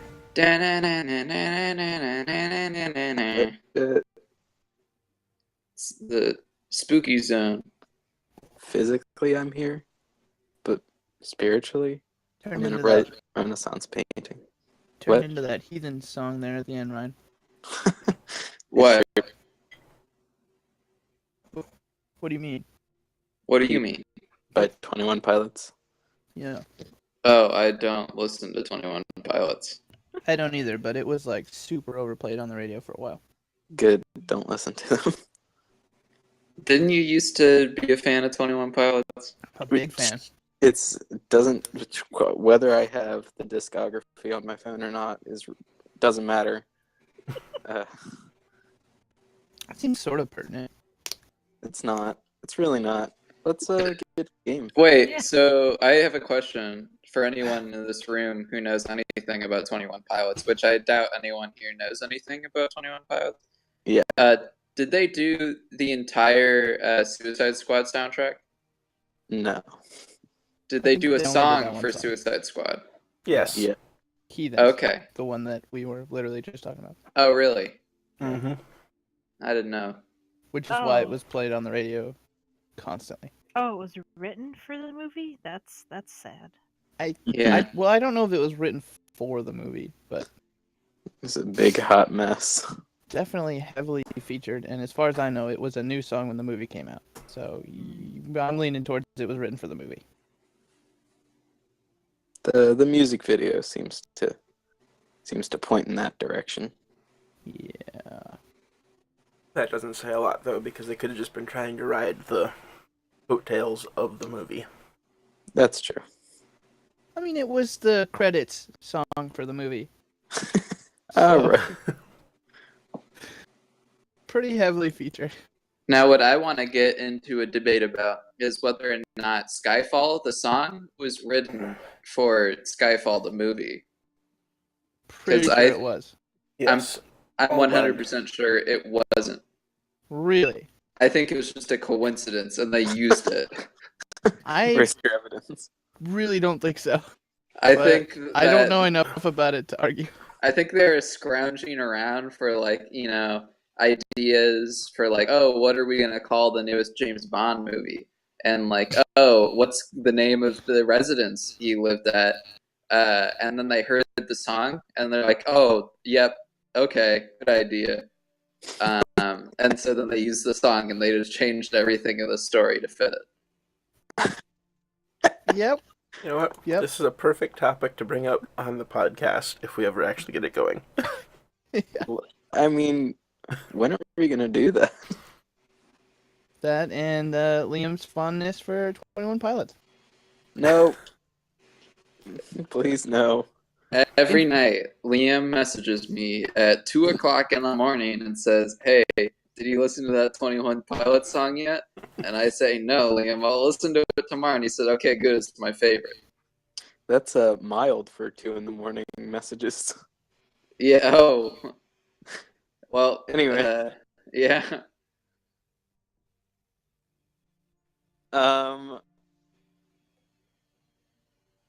I can just turn into an eagle and scout out the place if we don't want any mushes.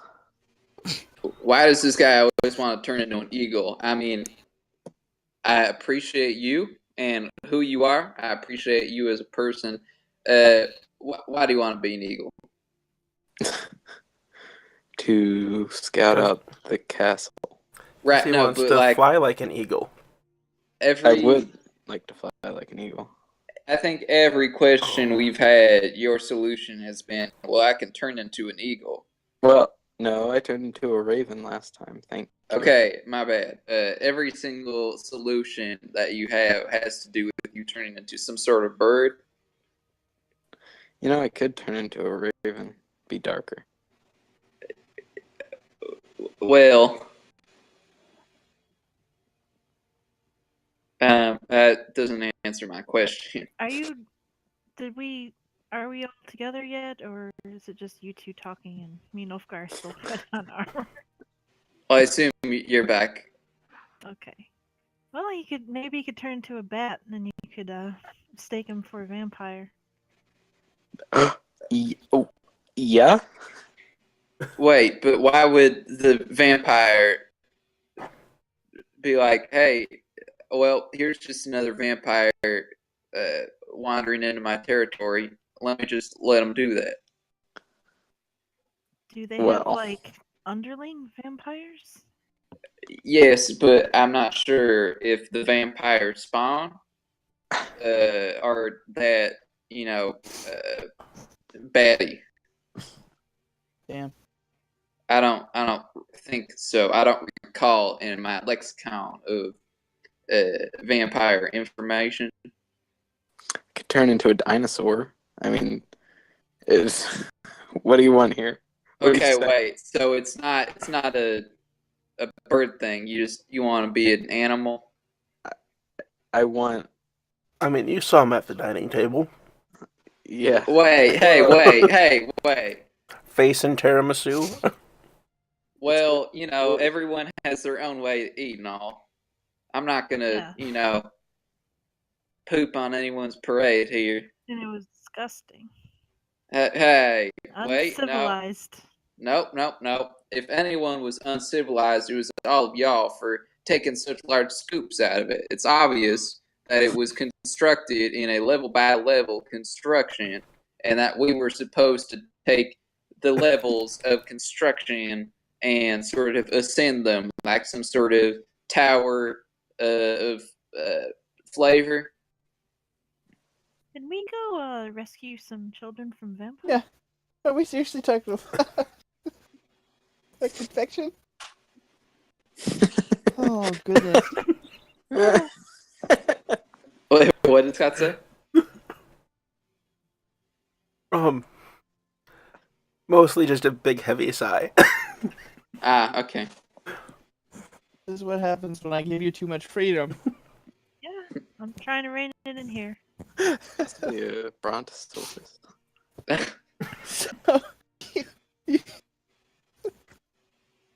So you all emerge from the palace to board the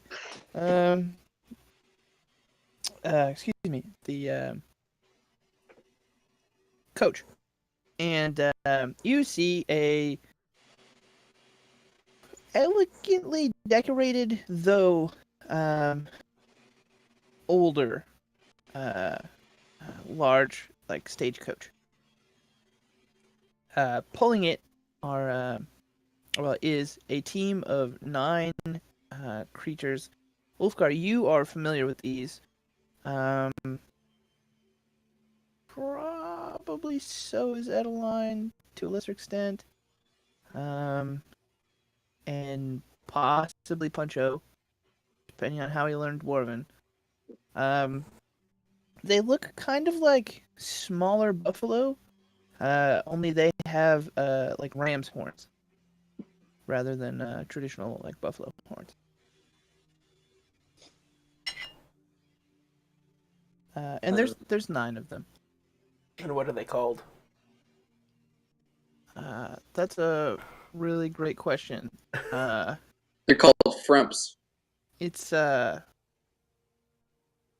Roth with an E at the end that has a little thingy over the top of the E. I'm a really good DM. Like I said, frumps. Is it Dwarven script, you said? Dwarvenish?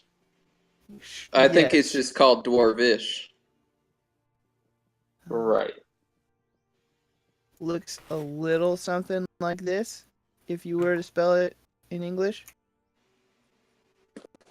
Because I can speak Primordial, and that says it has Dwarven script.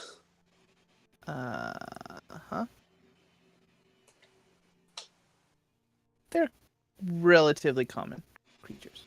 So, yeah. I turn to face the rest of the party and I say, I hope you all have some sort of magical or silver weapons if you do not plan on extracting those children with magic. I have no magic at all. You have a silvered weapon? DM, do I have a silvered weapon? Probably. I mean, yeah. Sure. You do. I believe that the axe blade on my halberd is silvered. There you go. I nod and I look at the our dwarven friend Wolfgar, and I say, "And you got some sort of silvered or magical weapon?" Well, you've seen me fight. Isn't all just pure muscle. Oh, I was under the impression that it was all pure muscle. Damn. It's mostly pure muscle, but I'm covered. A little bit of magic, I get you.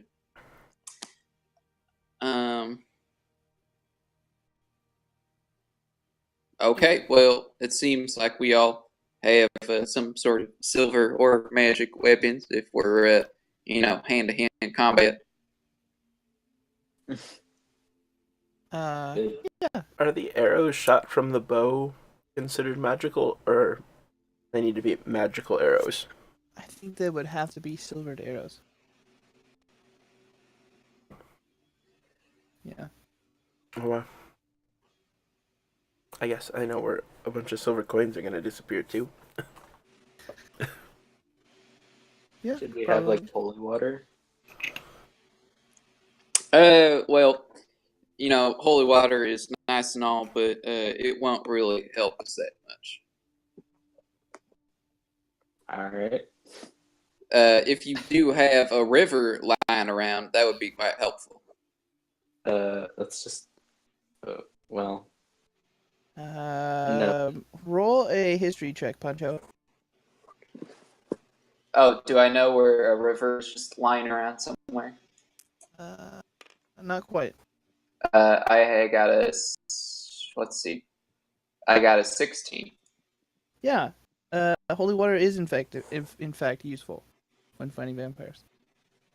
I kind of knocked myself on the head and I said, "Well, silly me. Punchista just informed me and reminded me that holy water is in fact helpful. So we can probably try and go get some if that's something we want. Normally, I just handle it with my knuckles." yeah, I'll take some holy water. Could you bless holy water or bless water and make it holy, or no? I have not been granted the power by Punchista to do so. However, I'm sure once I've slain enough vampires, she will put more faith into me to ordain me as some sort of higher sort of role as a paladin and a Punchista. So she sends you into fights without fully equipping you? Then? Yeah, well, that is true, but she knows I'm capable. Okay. I mean, I'm still here, aren't I? That you are. And I Well, get into the carriage. I think that settles that.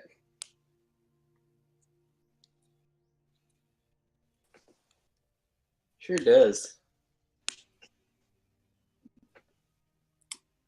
So, do you still want to drop by some church on the way out? We should. Probably.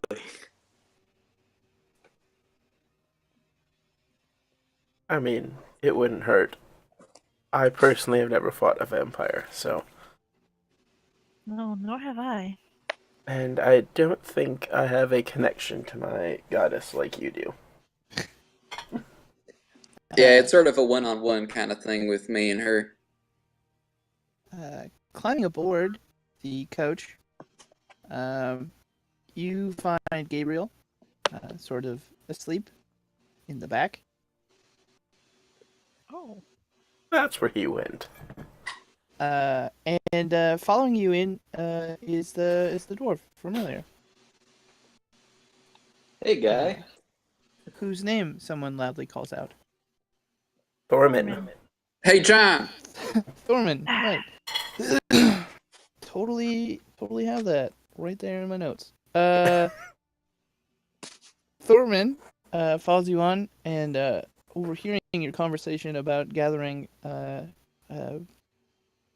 guess accoutrement to fight the vampire, says the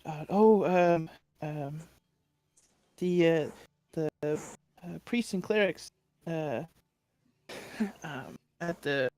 my home can probably acquire such things for you. You have priest and cleric workers? Like, you own them? No, they own. No, they work. Well, let's put it this way: it's nicer to work from my home than the church. I have a nice home. Oh, so And he they kind value of, their home as more he than their house of God. as he says the nice home part, he kind of smiles at Adeline. Whoa. It's a smile. Goodness. Whoa. Hey, all it took was dinner for me and Val, and we got shipped. I mean, It's true. It's true.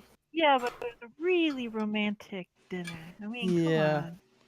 Intimate, There's a even. hot tub. I never went to no hot tub. Yeah. I was in the hot tub by myself drinking wine. Well, I have my own headcanons.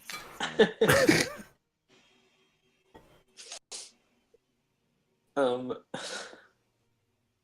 I nod back very stoically. Yeah. whoa. He continues, sort of climbing in and Climbing in what? In the coach! As he gets in, Goodness. I'm gonna give him a hand in, and I'm gonna go, watch it, she's a frosty one. Oh, the puns. Mr. Grinch. Oh, Ba ba my. ba ba ba ba ba ba ba ba ba ba ba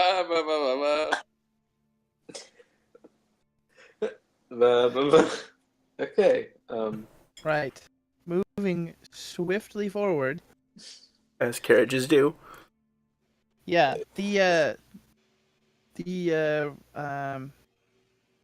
excuse me, the rods? I don't know how you say that word. There we go. What he said. Sort of jerk forward and very quickly pick up speed. Sort of it's almost jarring to some of you. Like, it's fast. Much, much faster than a horse would have been. Oh. Or team of horses, as the case may be. Okay. Well, dwarves gotta make up ground somewhere. Right. I thought that's why they mine. True. And why don't we call it an early night? Maybe next week DB can get in on some of this sweet roleplay. Okay. I just Just found saying. out. Now that he's present.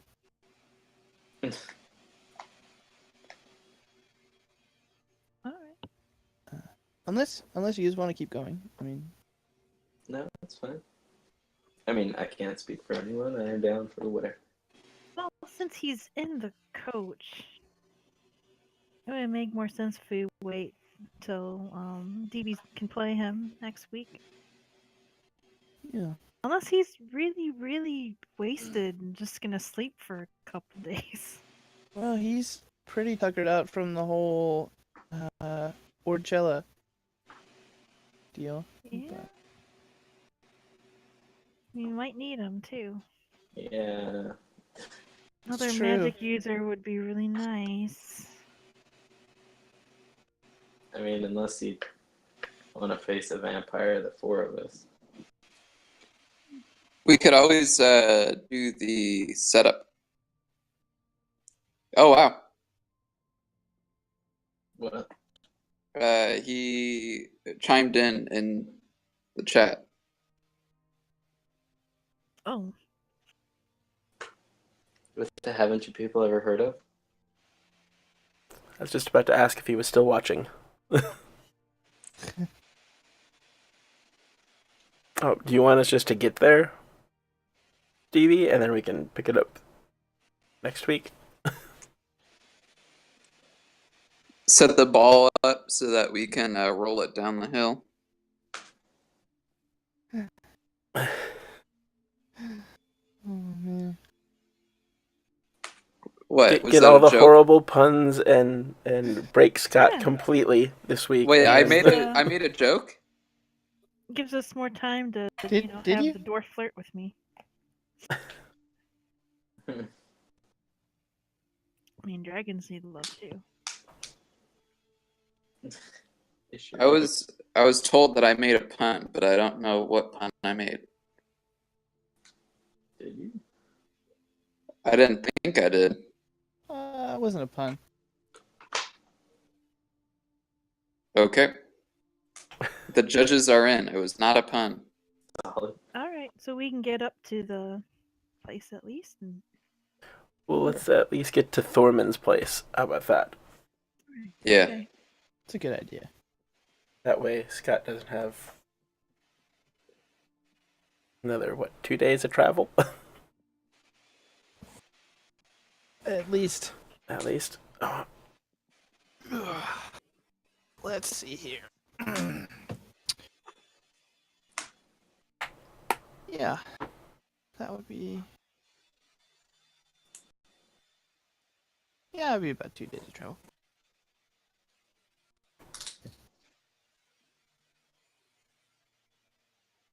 Let's see how that goes. Okay.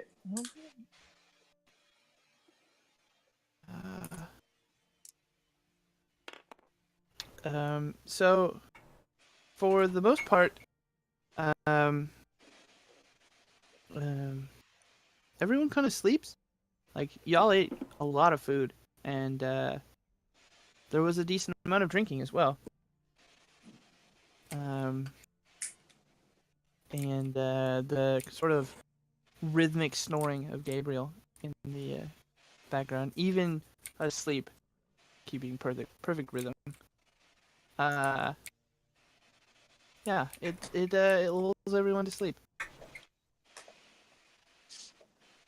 Which is good. Y'all get some rest. Boy.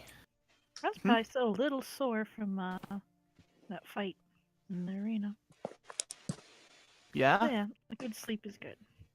Yeah. Yeah, Pancho would have probably even been a little sore from his valiant effort. Yeah. There we go. Okay. That's what I was hoping for. So the first day of travel goes pretty easily. Y'all make really good time. I don't know why I'm Southern all of a sudden. Get ahead of myself. Getting ready for Merle. Yeah. And it sort of strikes you at the end of like the first actual day of travel, because you set off kind of at night, and the coach rode on through the night, but it strikes you during the next day, as it sort of stretches on and on, that they don't seem to rest, these animals, and those of you familiar with them point out to those who are not familiar with them that they really don't need much rest. They're very hardy creatures. they're like dwarves that way. And Or Dragonborn. right, definitely. Or Puncho. Lots of stamina. They're used a lot as like draft animals in this capacity.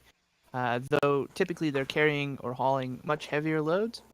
And even then, like they can get through a couple of days of hard work before they have to really rest. So this is really nothing for them. So you all sort of find something to do to sort of occupy your time on that first day. Perhaps, like looking out the window, watching the scenery go by. After all, you haven't been to Ord before. And while the forests here are very similar to Tangaria, you notice that the terrain is a lot rockier.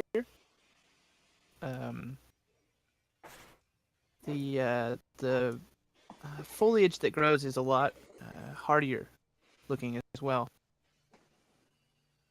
Lots of very thick leaves, stout branches, short shrubbery. Even the trees don't get very tall, probably only around 25 feet or so. And they have very thick, broad trunks, almost like baobab trees, but just not quite as crazy as that. The rocks that poke out of the ground, it's mostly granite. There's sort of streaks every now and then of like pinkish red quartz or darker streaks where there were maybe some impurities. Something that does sort of attract the attention of those of you who are looking out the windows. There doesn't seem to be a lot of wildlife along the road, on the trail. In Tangaria, it wasn't uncommon to see rabbits and squirrels and chipmunks, things like that, sort of scurrying around on the ground. You don't see very much of that through here. Most of what you see are birds, both like terrestrial birds and like songbirds and stuff. Let's think. Birds. Birds. You do see a good amount of sheep. The terrain, like I said, is sort of mountainous and hilly, very rocky and like jagged. And every so often you'll see a sheep sort of grazing on the really tough looking grass. Is that like the Austrian burrowing sheep? I don't know. Maybe. Not familiar with that. Alright. I don't get that reference. Damn it, Liam. What? Carry on. As night falls, however, on that first night of travel, well, first full day's night, I don't know how you want to word it. Second day of travel, I guess. Everyone's sort of beginning to drift off. Still sort of on guard from your time spent like doing proper adventuring, where you stop every night and set up camp. You all collectively hear a very loud crashing in the woods. Roll perception.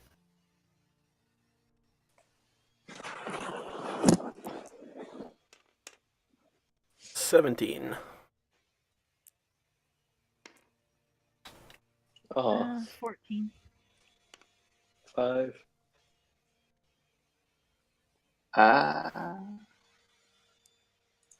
17.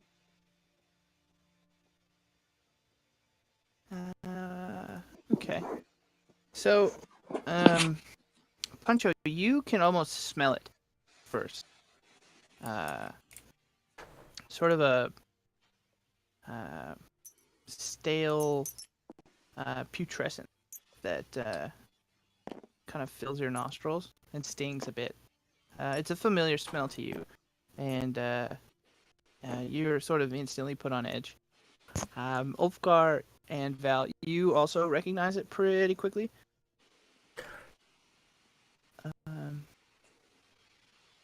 It's undead. Yeah, it sure smells like it. And you, for the first time, acknowledge that there is in fact someone driving the stagecoach, and you hear him sort of holler out, and very, very abruptly, the stagecoach grinds to a halt, screeches even. and he sort of bangs on the side of it and says, ghouls, ghouls. Great. I jump out of the carriage. Okay. And I look for the ghouls. I'm gonna climb up under the carriage.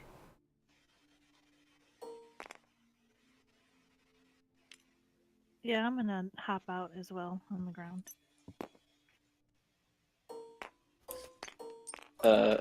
Yeah. I'm gonna wait. Okay. All right. We're gonna find out, I guess. But I look very excitedly. I'm gonna climb there and look. Oops. Look very excitedly at Ulfgar. Stop grabbing that, please.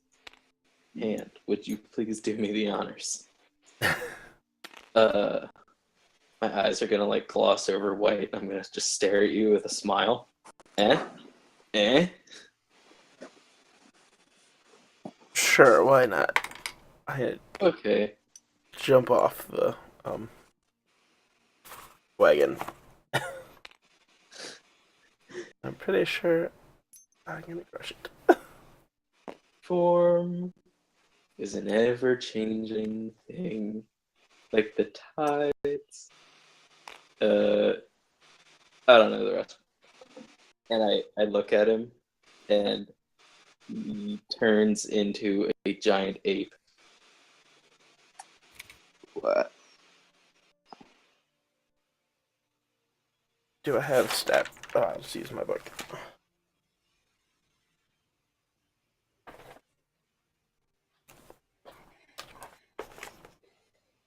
You're using polymorph, I assume? Yeah. Yep. And I'm gonna stay up here and blast some ghouls from the distance.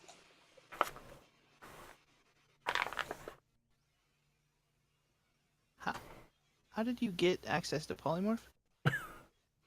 Eldritch Invocation. I see. Okay. Sculptor of Flesh.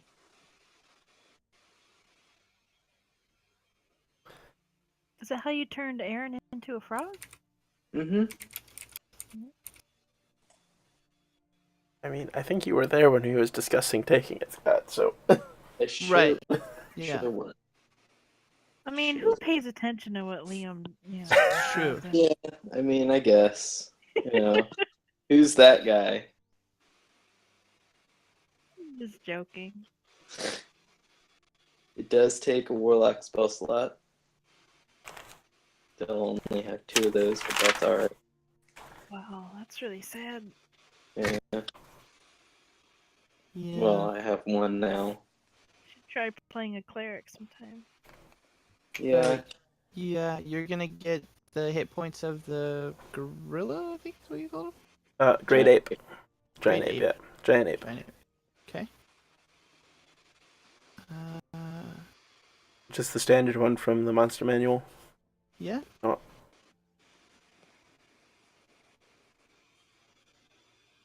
And when I lose form, I just revert back to me, right? Uh-huh. Yeah, your even your mental ability scores are replaced by the statistics of the chosen beast. Yep. Fantastic. It's fine. Yeah. So He you still are has a his big dumb gorilla. He still has his personality and alignment though. Right. I'm a big, dumb, good gorilla. Yeah. Righteous. Yeah. Right on. You are in fact that. A contingent of 3 ghouls is right about here.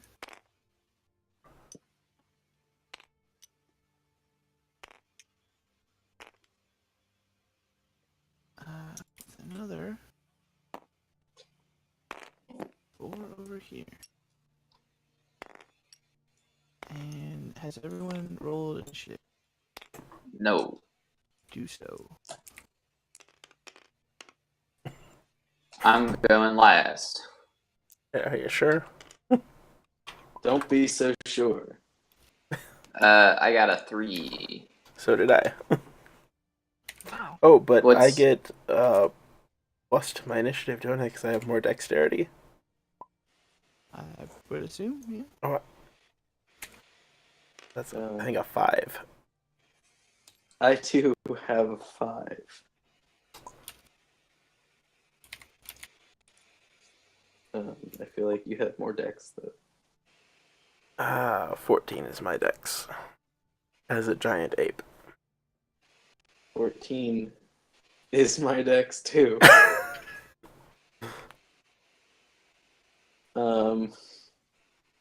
Interesting. And of course, Gabriel is asleep. Still sleeping off all that dank Orchella herb.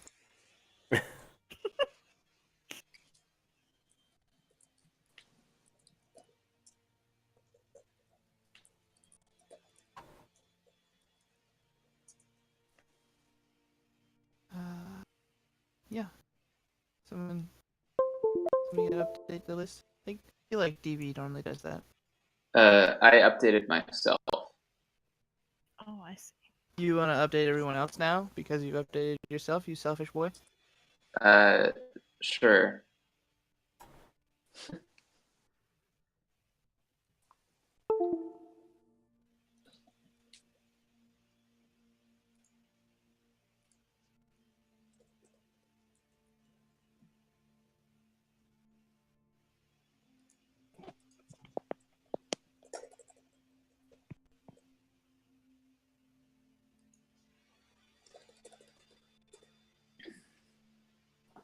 What's Edeline? 17.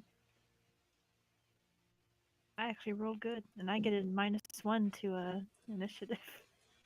I'm Wow. super dexterous. Damn. It's all that armor.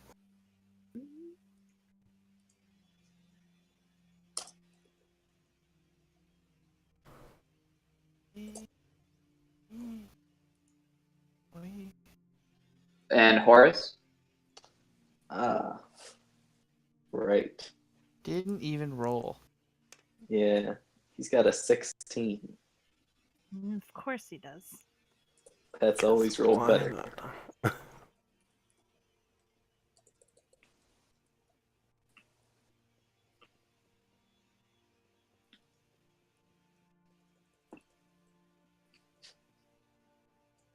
Uh,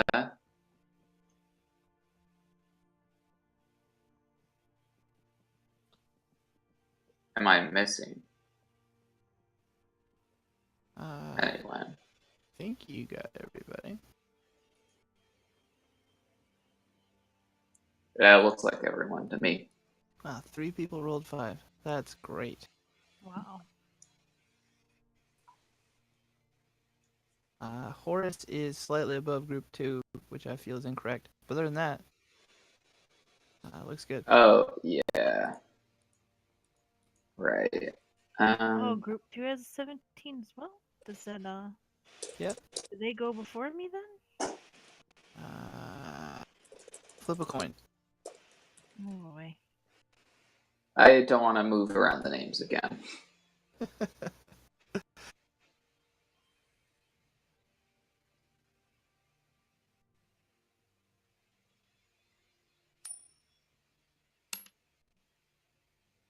What? Heads. You go first. Okay. I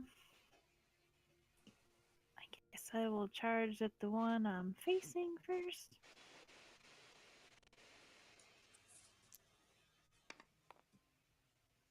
Oh boy. Does 9 hit? 9 does not hit. Alright. Second attack. 16? That does hit. Oh boy. Oh. Wait a minute. I think I can re-roll a 1 or a 2 on damage. Right? If you have, Yes, I can. I got great weapon fighting. yeah, Hopefully it's better. Oh, it's much better. 13 damage with the halberd. Slashing down. 13 damage. Oakley dokley. No. And swing around to boop him with the other end.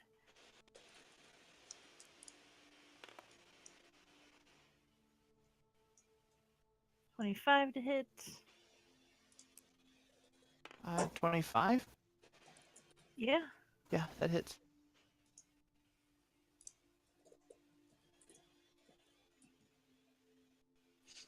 Uh, 5 damage. Nope. And that was on this one, like right in front of me here. Okay. Who's also named Uno. Yeah, they're on there now. Oh, okay. not true. I see. Okay, yeah, I was hitting Uno. Fine. And that's it. I'm using my halberd, so I'm not using my my shield. That's my turn. I'm just gonna stand right there. Boy, I wish I could name these. Health counters. I hate bugs. Slipknot fan. I love bugs. LOL. What's good fam? XD. Trace. Dose. And Uno. Seems legit. Gidget would have loved this fight. I hate Yeah. bugs. Really? She would have like. But what about I love bugs? Oh, is there a love bug one? Yeah, one hates bugs, Oh. but the other one loves bugs. Yeah, she'd spare that one. Also, Uno looking real not happy. A lot of pain in his eyes. Good. You're fucking right. Well, maybe if he really hated pain, he could have been named I Hate Pain, but he didn't.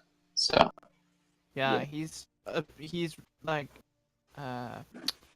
regretting that life choice to not hate pain more. yeah. Yeah.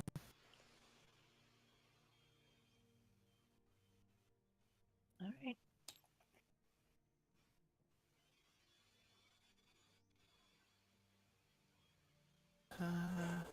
Okay, that ends your turn. Yes. Most charitable of you. Okay. LOL, what's good, fam? Is gonna move up here, Hey, what's good, fam? and he's gonna attack Puncho with his claws, gnashing at him. Quite aggressive. That'd be an 18 to hit. 18's gonna hit, fam. All right. I will need a con save. Con save, fam. I can do that for you. That'll be 6 damage. That's a 17, fam. Okay. Yeah. Nothing scary or bad happens to you. I love bugs. Just gonna move up and do the same to Adeline. That'll be a 22 to hit That and hits. con save. Excuse me. And that'll be 5 damage.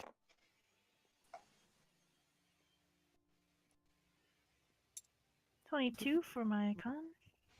Slipknot fan's gonna move in here. You save. And attack Puncho again with his claws. How much damage was that? I'm sorry. 5.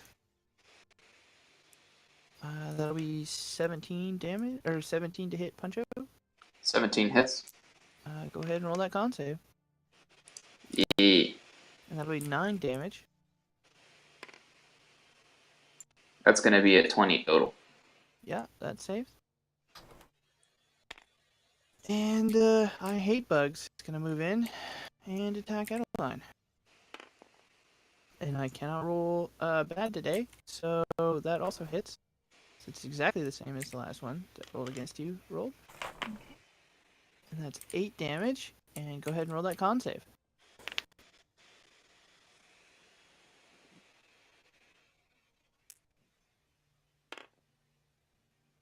Oh, 7. 7. You feel your body stiffen as the claws kind of poke through your armor. You are paralyzed. Oh, man.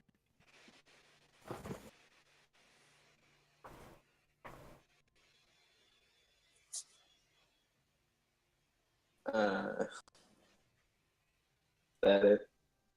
That is it for their turn, yes. Well, or smushes. Ulfgar.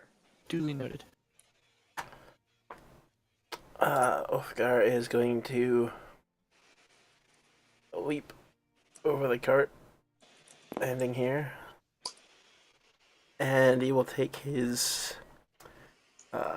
2 fist attacks. We'll do one for Lowell and one for I Hate Bugs. Okay.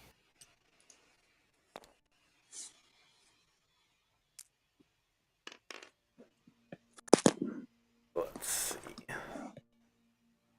Plus 9 to hit. So, What? just doing math. 12 doesn't hit. But I'm guessing 12 does hit. 12 does hit. Oh, what? Yeah. And that's 22.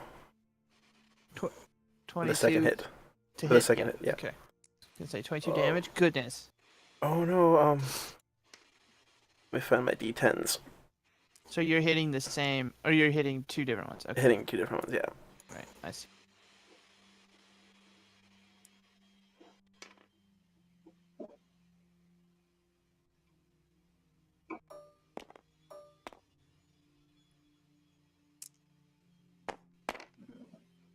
That is 17 damage for the first hit. Lowell. Okay.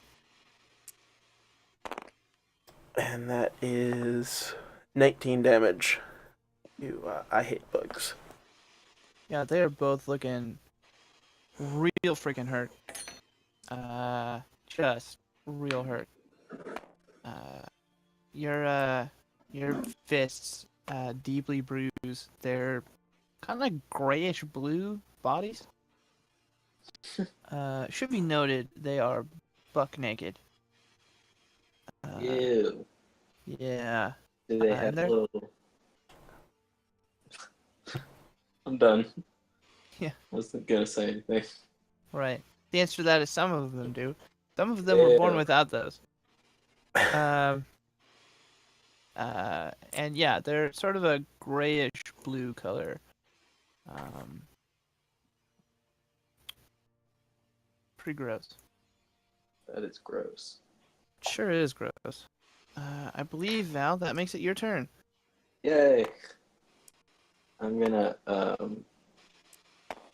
hit I Hate Bugs. Well, I'm gonna hit I Hate Bugs and LOL What's Good Fam. Eldritch Blast.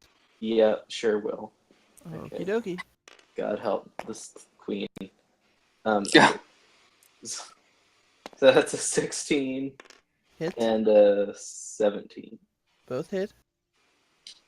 Amazing, just amazing. Thanks, Alex. Oh, that's good. That's good. Okay. So 12 damage for LOL What's Good Fam and 11 damage for I Hate Bugs. Okay. LOL, What's Good Fam dies. You hear sort of a loud crunching, thudding noise as the blast hits it, and it sort of crumples up as though a great weight had been dropped on its head. However, I hate bugs is sort of obliterated. Like the head to like mid chest just cut right off. That's And sick. yeah. Oh no. Splattering Adeline into blue-gray skin and gould nipples. Man, Val is really on her shit list now. I'm sorry, I yell down. You do so. And I'm gonna command. Well. Oh, actually, I should describe that for you, Adeline. Since you're facing away from what happened and are paralyzed, it feels a bit like someone dumped a bucket of cold water on you. I mean, that doesn't really bother me that much. Yeah, the smell though is profound. Yeah. The ghouls don't really look rotted. They look almost clean, really, from the outside. They do have a strong odor. And it seems like their insides though are just putrefied slime. They are just bags of sticky goop, and you are now covered in it. Oops. That's nice. Yeah, I forgot. I am facing away, so. Basically any Bones episode. Anyone's seen that. So, is that your turn then? Yeah. Okay. Uno is gonna attack Adeline with advantage. That's a good thing too, because neither of those attacks hit, and in fact, neither of those attacks hit. Almost made an oopsie there. Dose, however, is gonna also try with advantage, as you do. Okay, that's gonna hit, but let's see what the other one is. Okay, so that's just a hit. No need for a con save. Oh, I'm not gonna be double paralyzed. If only, right? So that'll be 6 damage for you. Trace is gonna stay right where he's at, but he's gonna attack Puncho. Without advantage. Puncho so far has been able to avoid it and continues to probably do so. That would be only a 10. Yeah, it's not gonna hit. I assumed not. Get out of here. Making it Puncho's turn. The great, the mighty, the Puncho. A man who needs no introduction, but appreciates them nonetheless. Puncho is not gonna waste time with any magic BS. Puncho, with silvered fists ready, is going to unleash a flurry of blows upon the Slipknot fan, as he is not a fan of Slipknot. I'm a Slipknot fan. Well, Puncho is not. So that's going to be a 19, an 18, and a 23. Yeah, does hit. All of them. Though it should be noted that the silvered nature of your fists does not seem to negatively impact the ghoul. No, I understand that. And Puncho, with all of his hate for Slipknot, the band, is going to end up. Why did this do that? That is going to be 37 damage. Yeah. Slipknot fan is exploded much the same way that I Hate Bugs was. Puncho now coated also in slimy, goopy nastiness. However, he hit with so much force that Adeline gets a second dose of that cold feeling across her back, and just a fresh whiff of even ranker stink. Ew. Yeah. Does that complete Puncho's turn? Puncho kind of wipes any rank off of his face, and kind Very of much that color, by the way. spits, because this is just business as usual. Naturally. Takes out his flask, shakes it up a bit, takes a swig, and puts it back. Okay. Gotta shake out that separated liquid.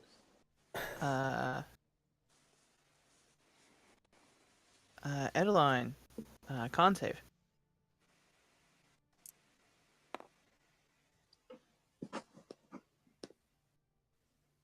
$22. You are no longer paralyzed. However, that was made at the end. Oh, okay. Okay. Group 2. Who is left? I love bugs. Looks like the only one. One survivor. And he's going to turn to face the very large gorilla that has appeared. Giant ape, thank you very much. Yeah, same difference. And he's going to claw at it. Does a 23 hit? Oh, yeah. Okay. I will need a con save.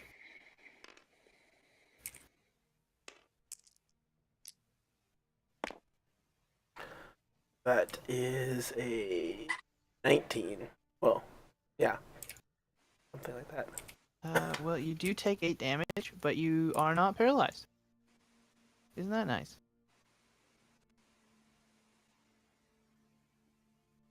Yeah. Yeah. Very nice to not be paralyzed. Generally a good thing. And that will end group 1 or group 2's turn. Horse, who so far has been commanded to do nothing, continues to mush. Ovgar, you great big giant gorilla, you. Also, I apologize to any apekin who may be watching. Our gigantic population of viewers obviously is diverse enough to Yeah. I hold such a move person. just to the other side. One of us could be in the closet, you know. It's true. True. True closet apekin. You know. Technically, we as humans are great apes, but yeah. One attack to I Love Bugs and one to Uno. Okie dokie.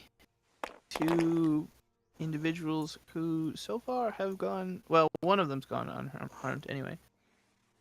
19 for one and 22 for the other. Yeah, definitely hit. Big time. Damage was 16 for Uno and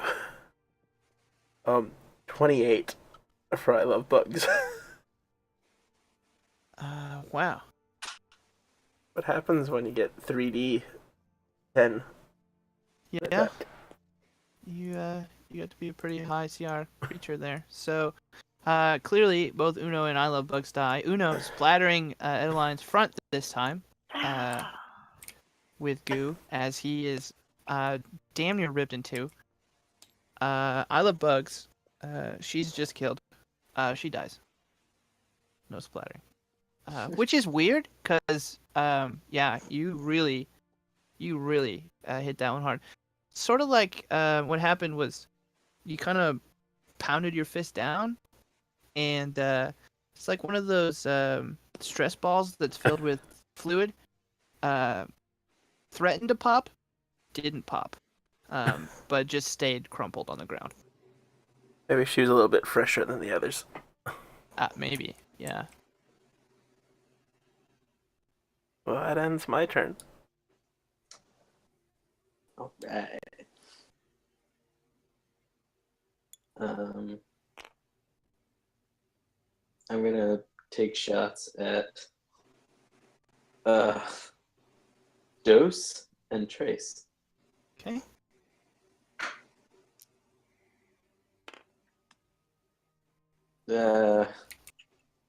Does an 11 get me, Alex? No. Damn. Also, don't know who Alex is. Well, Trebek. Ah. yeah. Yes. Naturally, this is Wheel of Fortune. So I'm gonna hit Dose with a natural 20. Okay. And Nice.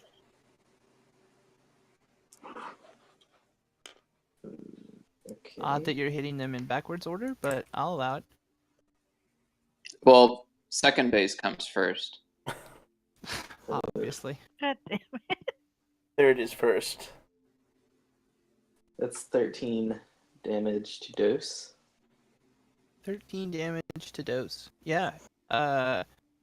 You hear that familiar thudding, crunching noise?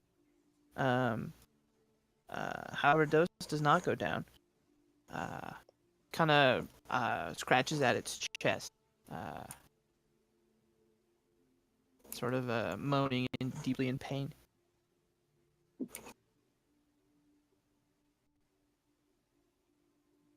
That completes your turn? Yeah. Oakley dokley. Trace is gonna move up here, not up to there. That was a and typo. Dose is gonna remain and attack Adeline. Let's start with Trace, since they moved. That's gonna be a miss. However, Adeline gets a bit real freaking hard, as that is a critical. Whoa.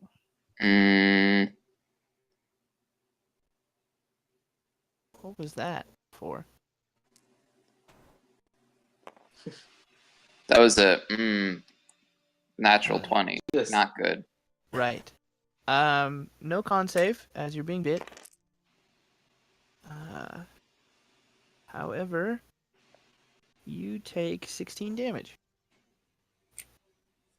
Ouch. Yeah, the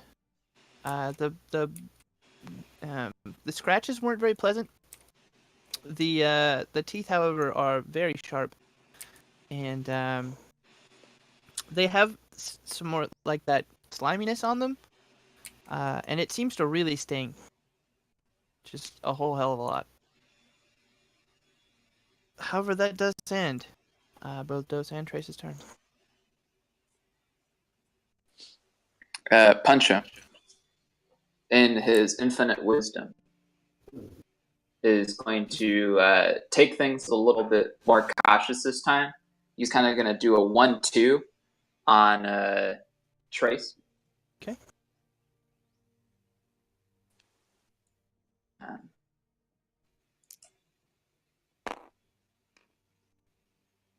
That is going to be a natural fail and a 11. Well, the 11 misses, as obviously does the natural miss. Let's see. Roll damage.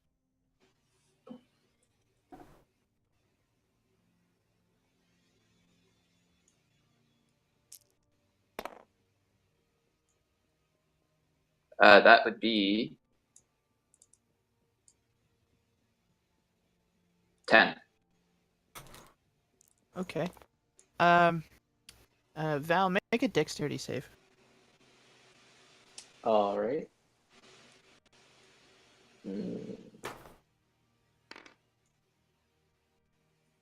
That's a solid 6. Nope. Wait, save. You said save. I did say save. Okay. That's a solid 6.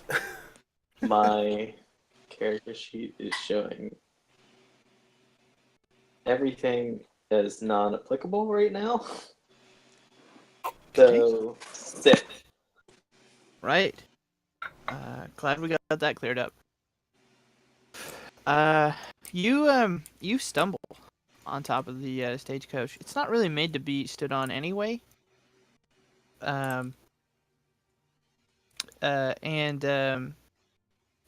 Puncho's blow to the tire, sort of rocked the stagecoach quite a bit, and you fall down to about there.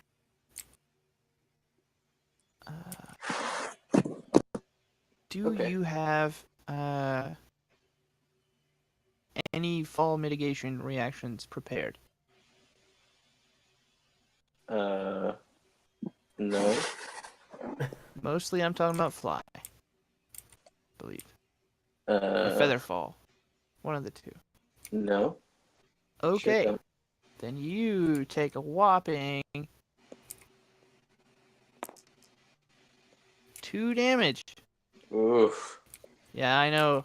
You land a little funny, and one of your knees does that thing where it like pops back a bit. Yeah. Uh, I sprained my ankle.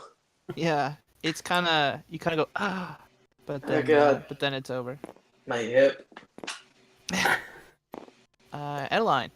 Wait, I still got one more attack. Oh, I'm sorry. Go ahead. Uh, and I see Val kind of jump down, and I say, "Good thinking. Distract him." What?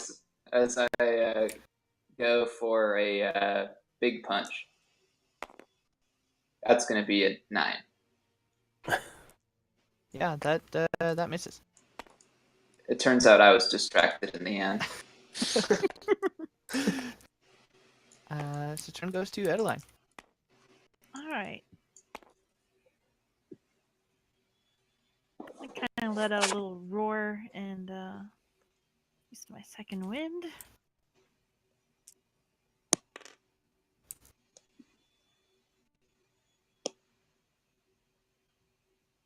I get 13 HP back.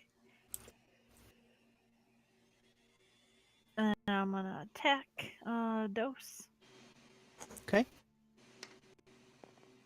I missed the first time with a 8. Yes, that does indeed miss the first time.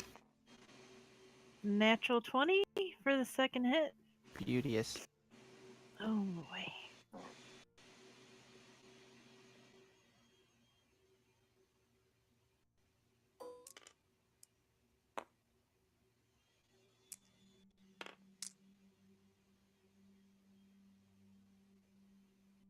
Uh, 19 damage with the blade of it. Okay. Are you gonna try to boop it? I'm still gonna boop. Okay. Roll your boop attack. It's 16 hit. Sure does.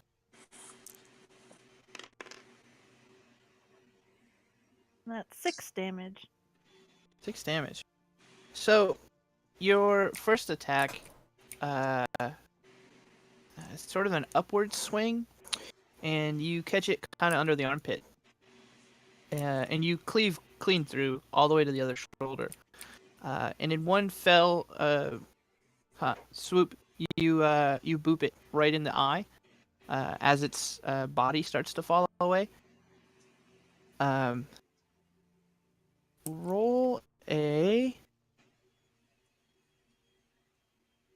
performance. Oh, okay.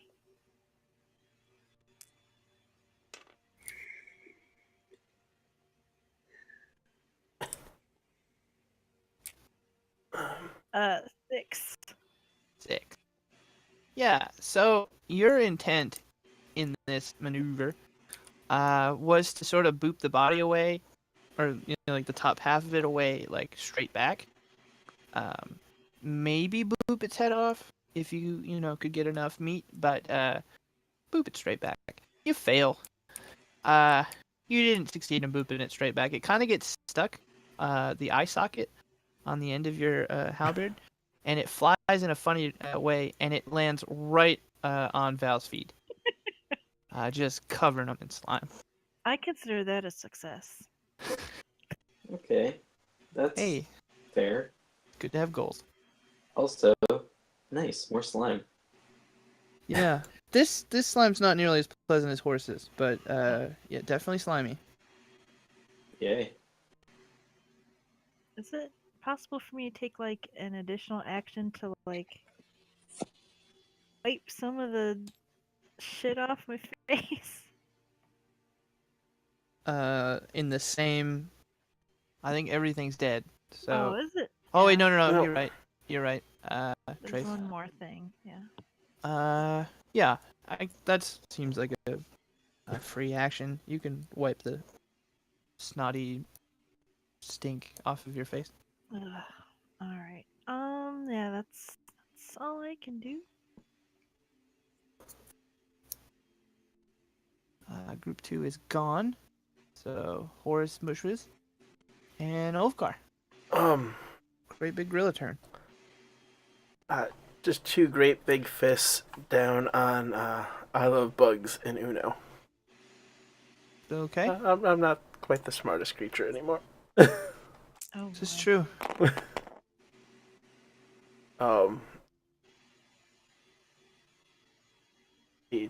12 and 26 or something. Both hit. 14 damage for one. Oh, sorry. 20 damage for one and 29 damage for the other. Right. Oh, man. So, remember how earlier I said I Love Bugs didn't pop? Yep. Yeah. Not the case anymore.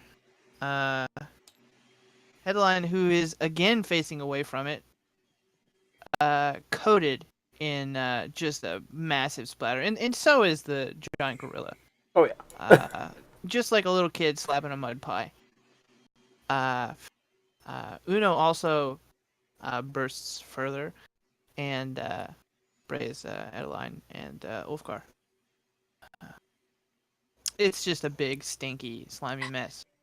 You both smell like a big old festering pile of guts.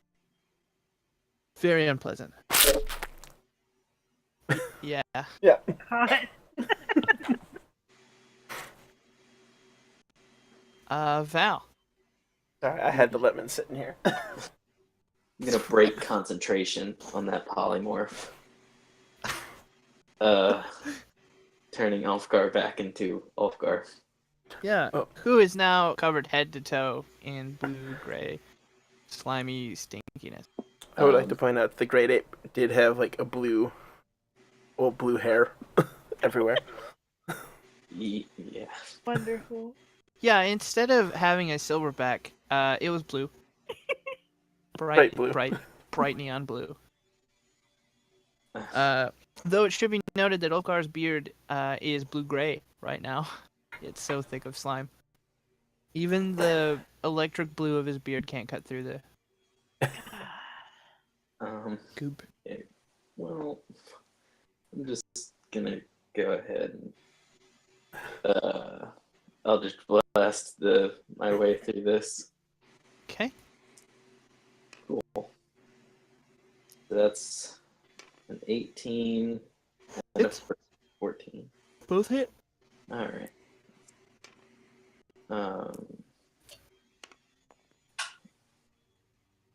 Sorry for the yawn. That's 17 damage. Total? Yep. Okay. Yeah. Again, crunching, slurping noise. And Trace kind of tips forward. In fact, he tips forward so much that his like the top of his head almost brushes Pancho before he kind of straightens up again.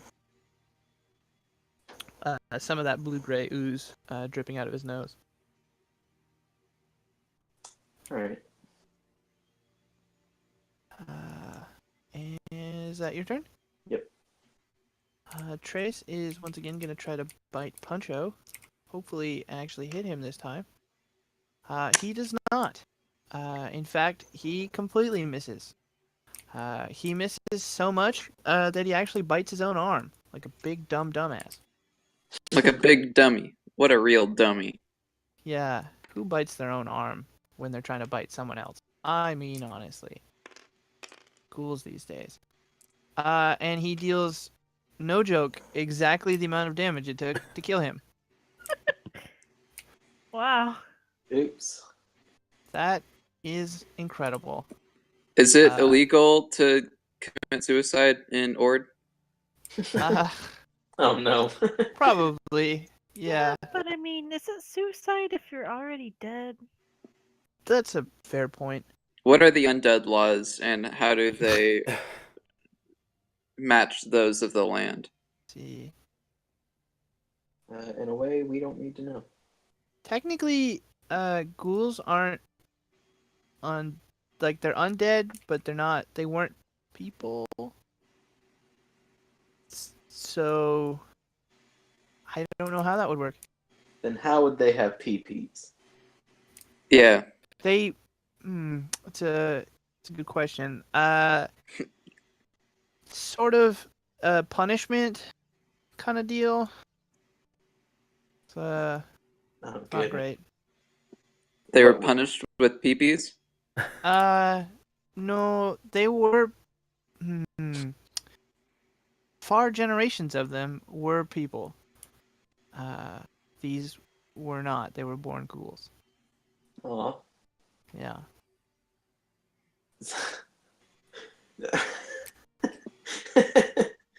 So they're just useless. Yeah, they're mostly vestigial. They reproduce via like cells, more or less. Vestigial? They eat enough flesh and they just sort of split off into another ghoul. So one ghoul takes the peepee and the other one is peepee-less? No, I think it's just dependent on the initial ghoul. Well, all of the ghouls had to start off with peepees, right? Some of them did. Some of them started with other organs Oh, on the outside gotcha. of their bodies. But is it possible to lose the peepee functionality? Yeah, well, it doesn't function, so yes. Well, I mean, okay, the extremity of the peepee. Why are we having this conversation? Are you asking if it's possible for the ghoul to have its wiener cut off? No, I'm asking is so the wiener split in two and both sides equal. Yeah. When they reproduce, it's like a clone of the one that ate the flesh. Okay, gotcha. It's just a smaller clone. And then So, it eats flesh. If the smaller clone had another smaller clone, would its PP be even smaller? Well, they grow as they mature. Wait. Peepees or the? I mean, yes. So ghouls are growing things. Yeah. Pretty much. So they're technically not undead. Well, sort of a gray area. They never really had life. They weren't sentient so much. Sapient? They So weren't they're sapient. constructs? I corrected myself. They weren't sapient. Gotcha. Wolfgar's gonna try to wipe the goo off of him and get in the carriage and go, "Come on, we should leave without a trace." Yeah. I think we left. We left the big trace right here. Yeah. It's not so easy to take off. I don't know if anyone is at all, probably not, but I don't know if anyone here is familiar with the product called anti-seize. Yep. For those not in the know, anti-seize is a thick grease-like substance that has what can only be described as silver powder in it. And as such, no matter how thin of a coating of it you have on you, it's just silver. It turns everything it touches silver. Yep. It's impossible to clean off of you once it gets on you, pretty much. It's like glitter for the automotive world. Yep. It's awful. And so the ooze that covers you is sort of like that, where no matter how much you wipe it off, there's always still just that little sheen of it. If only I had prestidigitation. Yeah. If only someone was conscious that had prestidigitation. So while they're dealing with all of that, I go to my tried and true method of cleaning myself off, as I have slain or slewn hordes of undead before. I just take a little bit of daddy juice and I kind of sprinkle it over my whole body and kind of rub it in. Yeah, and almost as though it's a same polarity magnet, The slime is just thrown from your body. Damn. Daddy Juice works wonders. The vampire is gonna come around and be like, God damn it, these are my only ghouls with peepees. Yeah, I lost all of my pee-pee ghouls. Should again be noted, not all of these ghouls had peepees. Yeah, well, all of the ghouls that had peepees were here. I see. Not every ghoul has a peepee. It's like, Gerard, did you send out all of my pee-pee ghouls? Really, Gerard? What did I tell you? You're the worst butler. Why do I keep you around? Go, Gerard, go get me more pee-pee ghouls. That is my favorite joke that I've made to date. So Gerard Butler? yeah, Well, really happy with that one. It was very obvious that this character was some sort of servant. Right, I know, but that's the majesty of the joke. Oh my god. Okay, is it any easier to clean stuff off of me? I mean, I have like shiny, slippery scales, right? I mean, maybe. How would you describe your scales? I mean, I polish them to a fine sheen before the dinner. Ah, of course. Maybe Is shed a that- few of the duller ones. Is that an innuendo? I mean, if you want it to be. I feel like it would I'm be just easy to turn saying. into one. Polishing one's scales sounds like a Euphemism, I believe, is what you were looking for. yes. Regardless, sure, it's a little bit easier for you to clean up, which is convenient because you are, yeah, The most probably the covered. dirtiest. Yeah.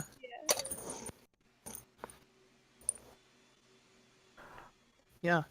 I'll just flop myself down in the seat next to Orman. Ah, that was fun. Yeah, he is absolutely repulsed by everything that just happened, having watched it from the door of the just totally disgusted. There's even like a small pile of vomit on the ground in front of the door, and there's like some on the steps and a little bit in his beard. Ew. You got a little something in your beard. Yeah, he just sort of loudly gags. I ask Ulfgar for so who is currently drenched in So goo? Edeline is. still stinks very strongly. Mhm. Ulfgar not only stinks but is covered in it. Okay. Val also has it all over his legs. I ask Ulfgar for some vodka. I don't think I have any vodka. I I've got gin. Well, gin will work just fine. Gin's just pine vodka, really. Yeah. Yeah, I'll hand him my bottle of gin. I take a small sip of my flask and I say, "Yeah, gin will work." And I pour a little bit of gin in. I shake it up again, and I kind of just start spritzing Ulfgar with daddy juice. I will get out And of the sort out of the carriage before he does. Yeah. I would have brought you out, and sort of just with like a rag, I start wiping you down. Does that work? It's worked in the past.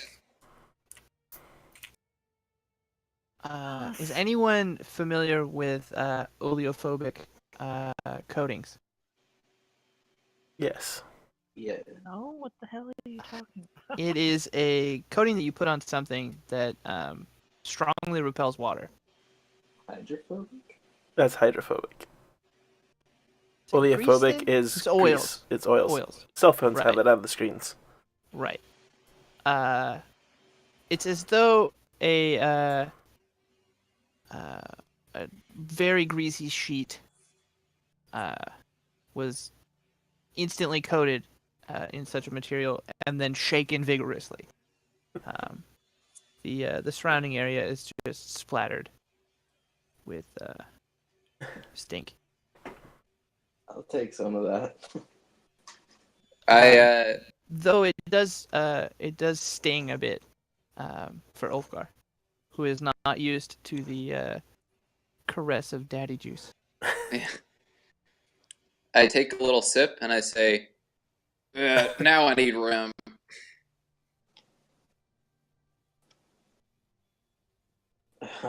Hey, Thorman, is there any rum in the carriage? He sort of gags a little again as the flicking of this material has made the smell fresh again. And he sort of rummages around and he finds one of those like sample size bottles of a darkish brown liquid, and he throws it at Ulfgar. Thank you kindly. Here, I open it. Does it smell like rum? Yeah, more or less. His eyes are watering, by the way. I empty it out into the flask. I shake it up again. And I head over and I start spritzing it on Val's legs. Thanks. And again, I sort of, with a rag, kind of wipe it down. Yeah. Similar to Ulfgar, it kind of flings itself from his body. When you say spritz, all I can imagine is you're taking a big old swig and then, like, spitting it at us. Yeah. Basically, that's exactly what I'm doing. Too. Yeah. Oh, Yeah, nice spit take, just the... Yeah. Yeah, my lips are firmly pressed together, and I'm kind of just trying to force it through so it mists out. Wow. Good old atomized daddy juice. God damn it. Of course, I drink some of it as well. Naturally. Probably whatever And you don't spritz. I look over to Thormund and I say, well, I'm afraid I can't help you with vomit, but anyone else need spritzing? I guess I do. I say, okay, well, just stand right there. And I take a small sip. I seem to be pleased with the mixture of liquids in there. And I start spritzing Edeline with daddy juice. And again, wiping down with a rag. Yep. And this time the amount that comes off is very minuscule. Really more of a mist, almost a fog that forms around Adeline before quickly falling to the ground. And now you all just smell of strong alcohol. Perfect. I'll take it over a foul, putrid slime. Possibly undead creatures. Ugh. I then turn to the party and say, hey, I would recommend not participating in any fire-based activities, as you may get a fun little surprise. Oh, you mean like this? Using produce flame? Do you light yourself on fire? No. Are you sure? I could blast you with the breath weapon. It'd probably hurt you a lot, but Aren't you a frost? yeah. Cold Yeah. breath? Oh, he lights right, himself I on see. fire and she puts him Yeah. out. Naturally. If I Yeah. chose to put him out, I mean. Wow. One child blood. It's all shit list from here. Yep. Yeah, it's kind of shady. But no, I'd be totally happy for that to happen. Go ahead. No. Are you sure? Fuck you guys. I mean, I could- what would Val do? I mean, he's a little crazy. Would you like me to just prematurely roll the damage for that? Because it would be 36. Oh. No. Yeah, maybe sure? not. Maybe not do it. You I sure? mean, I'd You- live. You'd be fine. Just permanently scarred. No, I'm Oh, good. I'm good. unless he gets a nat 20. It's true. No, I'm good. Alright. I thought you might be. Moving swiftly forward, everyone boards back onto the carriage. And you hear the uh bison things take off with a loud snort. Seemingly annoyed that they had to stop in the first place. Yeah. Let's see how tomorrow goes. So sorry to inconvenience. Boy, why can't I roll good when I want to? Tomorrow goes great. There's well, at least nothing attacks you anyway.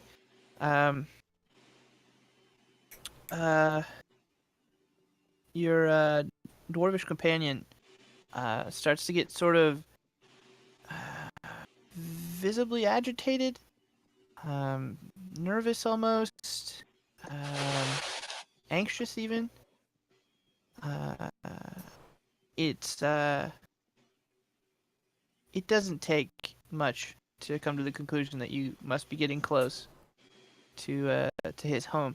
And looking out the window now, you've noticed that things have taken a weird turn. The sun is clearly in the sky, like you can see it up there. But it's almost like looking at the sun through sunglasses. It's the wrong color, kind of darker, like a grayish color. Yet there's no clouds. It doesn't seem to be casting much light on the ground. It's kind of like twilightish. And I don't mean the movie, I mean the time of day. Around where you're at. But Yeah, looking around, it looks to be about noon. The shadows are very small, but they're also not very pronounced. It's quite dark out. You see no birds. You see no sheep. The trees and plants look sort of wilted, like they haven't been watered. Yellowed, even. The grass is all brown and dead. The like evergreen shrubbery that you had seen quite a bit of earlier is like most of its needles are gone, and it's turning like that orange color when they die. Yeah, it's not looking great. After like an hour or so of riding through this, you pass through a small town. And everybody there just seems real sad. Just super depressed. Nobody even looks at the stagecoach as it goes through. Like, they just don't pay any attention. It's almost like they're walking around as though they were zombies, but you can tell that they're not. They're just almost entranced in a way. Going about sort of their daily chores, but very half-heartedly and in a melancholy way. If it was a musical, a very sad song would be playing. I start singing. At this point, Gabriel just starts belting out a show tune. And no, he doesn't. You do, however, pull up to a very nice like mansion. It's not like the palace-y, castle-y building that you left before. There's no stone in this one except for the chimneys. It's primarily made out of wood, and it's made out of a very dark wood. Not quite walnut, but a very, very deep colored wood. Maybe even like a cedar. The mansion's huge. It's massive. It's at least as big as the Baron's palace. But again, entirely made out of wood. Think like Winchester House, Uh, and not that Winchester. no, Yeah, I know what you mean. Yeah. that's scary. Famous Winchester House. Not quite as erratic as that, but similar. Like it's big. It's real big, it's sprawling even. There are workers out front of the mansion doing like gardening, and it seems so fruitless. Like they're watering, but nothing is growing. The crops are all dead. The trees have no leaves. It's just real sad looking. And again, still no birds, no chipmunks. There aren't even like rats running around. This stands out to Puncho, by the way. Rats and vampires tend to be bedfellows. But not here. Seems to be almost no animal life at all. And yeah, the stagecoach halts again, much more gently this time, and you're sort of led out and into sort of a grand foyer. The floor is inlaid exquisitely. It's not quite as nice as you'd seen at like the Elven city, but it's really nice. Like this house is clearly put together. And you've arrived around 4:35ish. So after sort of a short dinner, a servant leads you upstairs to your rooms, where I think we will end it. All right. God, that's a scary house. It's cool though. Yeah, it's really cool. Alright, are we gonna get XP or are we gonna hold off? You till- sure are gonna get experience. Everybody gets 450 experience.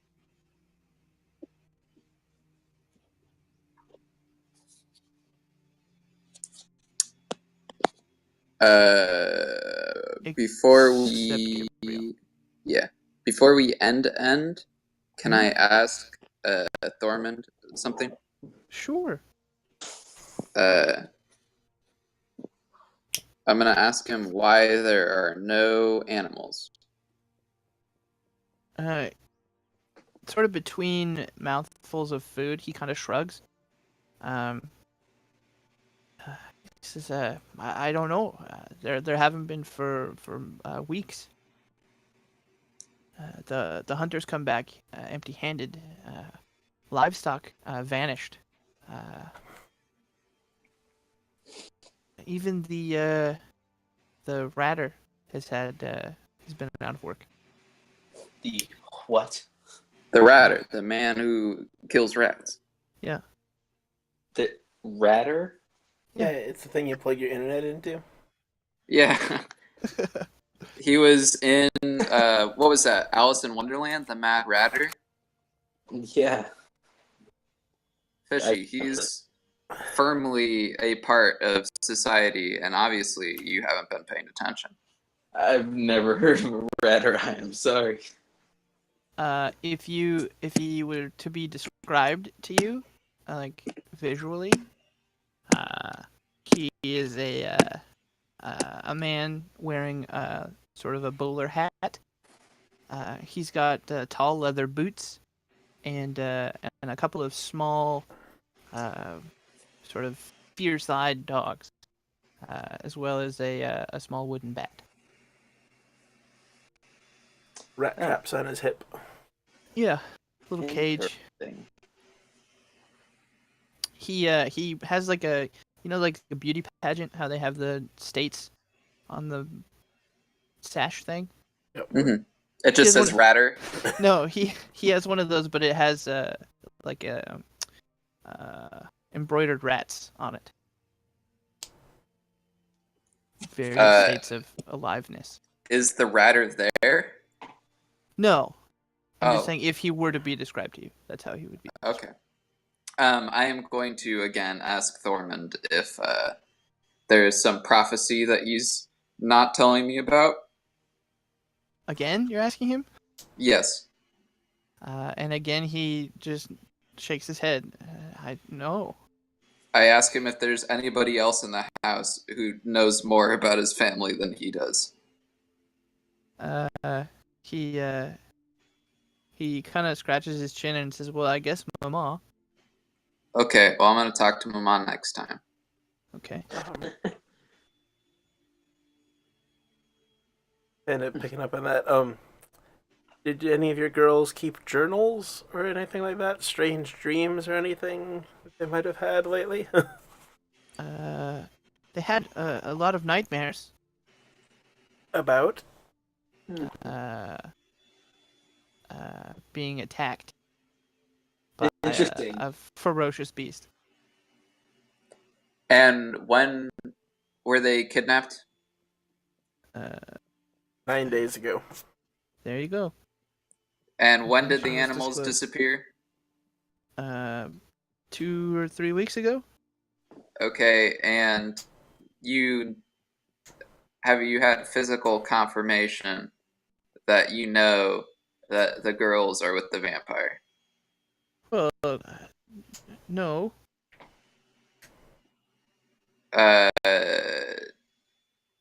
Did you get how did you find out about it?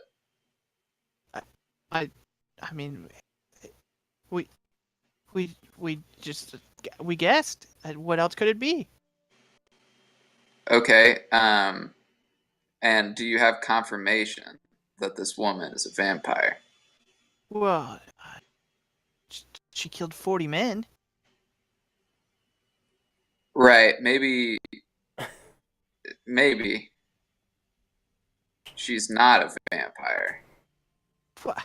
What could she be? And this is not really my expertise, so this is why. Sorry, I should be doing my accent. This is not my expertise, and this is why this sort of all seems out of normal for typical vampire situations.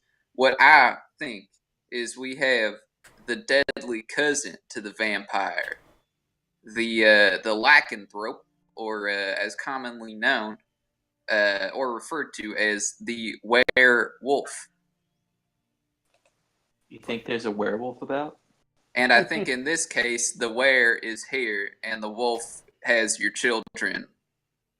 A werewolf and a vampire? It's possible, but it may just be a werewolf. Where and when did you last see your children? Well, in their rooms. And they were taken from their rooms? I assumed. Were their doors locked? Of course. From the inside? Well, yeah. Okay, well, now that I know that you are not sure that we have no proof that this is a vampire or that this woman has your kids, do you have a family member that they might be staying with? Did you have a fight with your mama and they didn't like that? They went to stay with their uncle? No. Is course there not. an ex-wife that may have come in and kidnapped your children? No. We all Oh. noticed the creepy sky, right? Yeah. Yeah, maybe the sky took your children. So it's obvious there's something evil around. Well, sometimes the sky is just, weather and all. When did the sky change? Not long after I rebuked the Countess. Oops. See? And now Oops. the land is cursed or something. When did you rebuke the Countess? About a month ago. Okay, was this around the same time that all of the animals disappeared? Well, I mean, before. Yeah. But wouldn't Right. animals disappear if the land is corrupted? I mean, Well, I assume that pacified animals can't just, go ahead and open gates and just leave. I mean, if they knew how to do that, they probably would just do that before. I mean, but it's so much work. Lifting the handle. I don't. Are all of your animals ambidextrous, and can they or can they not open gates? No. Do your goats have hands? Are all of your animals just people in animal costumes? No. That would They're explain animals. why they left.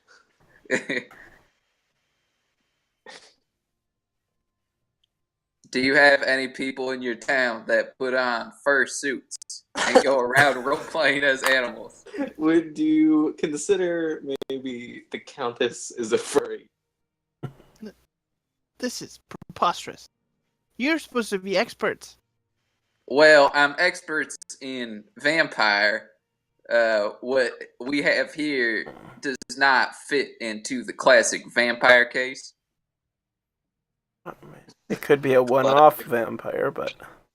Oh, you're saying one of those serial vampires. Don't follow by the rules of other vampires. How many vampire cases have you taken on, Pancho? Well,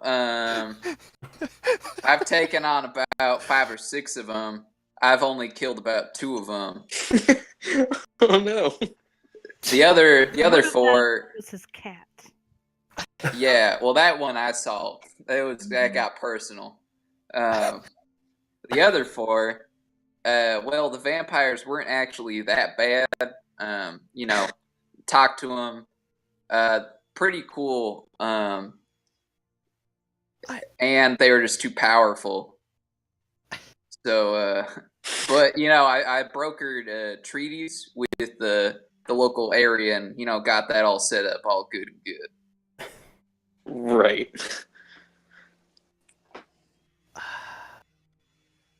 Is this Scott or is this Thormund? Thorman just sort of puts his hands on his face and just begins slowly weeping. I say, I understand this is a confusing situation, as it is for me, as this does not fall in the regular pattern of the 6 vampires I have encountered so far.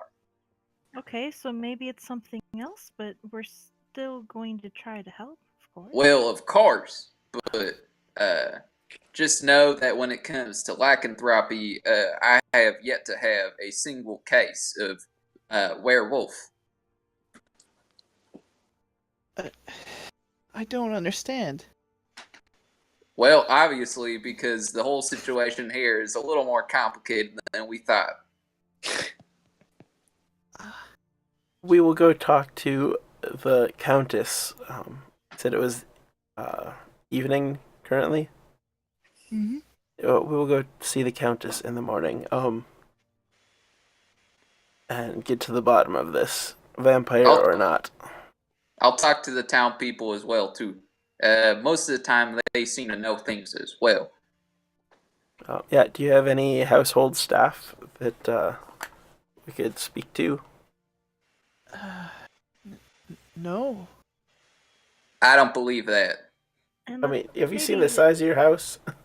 Oh, well, oh, there's the nannies. Well, I would consider them to be household staff.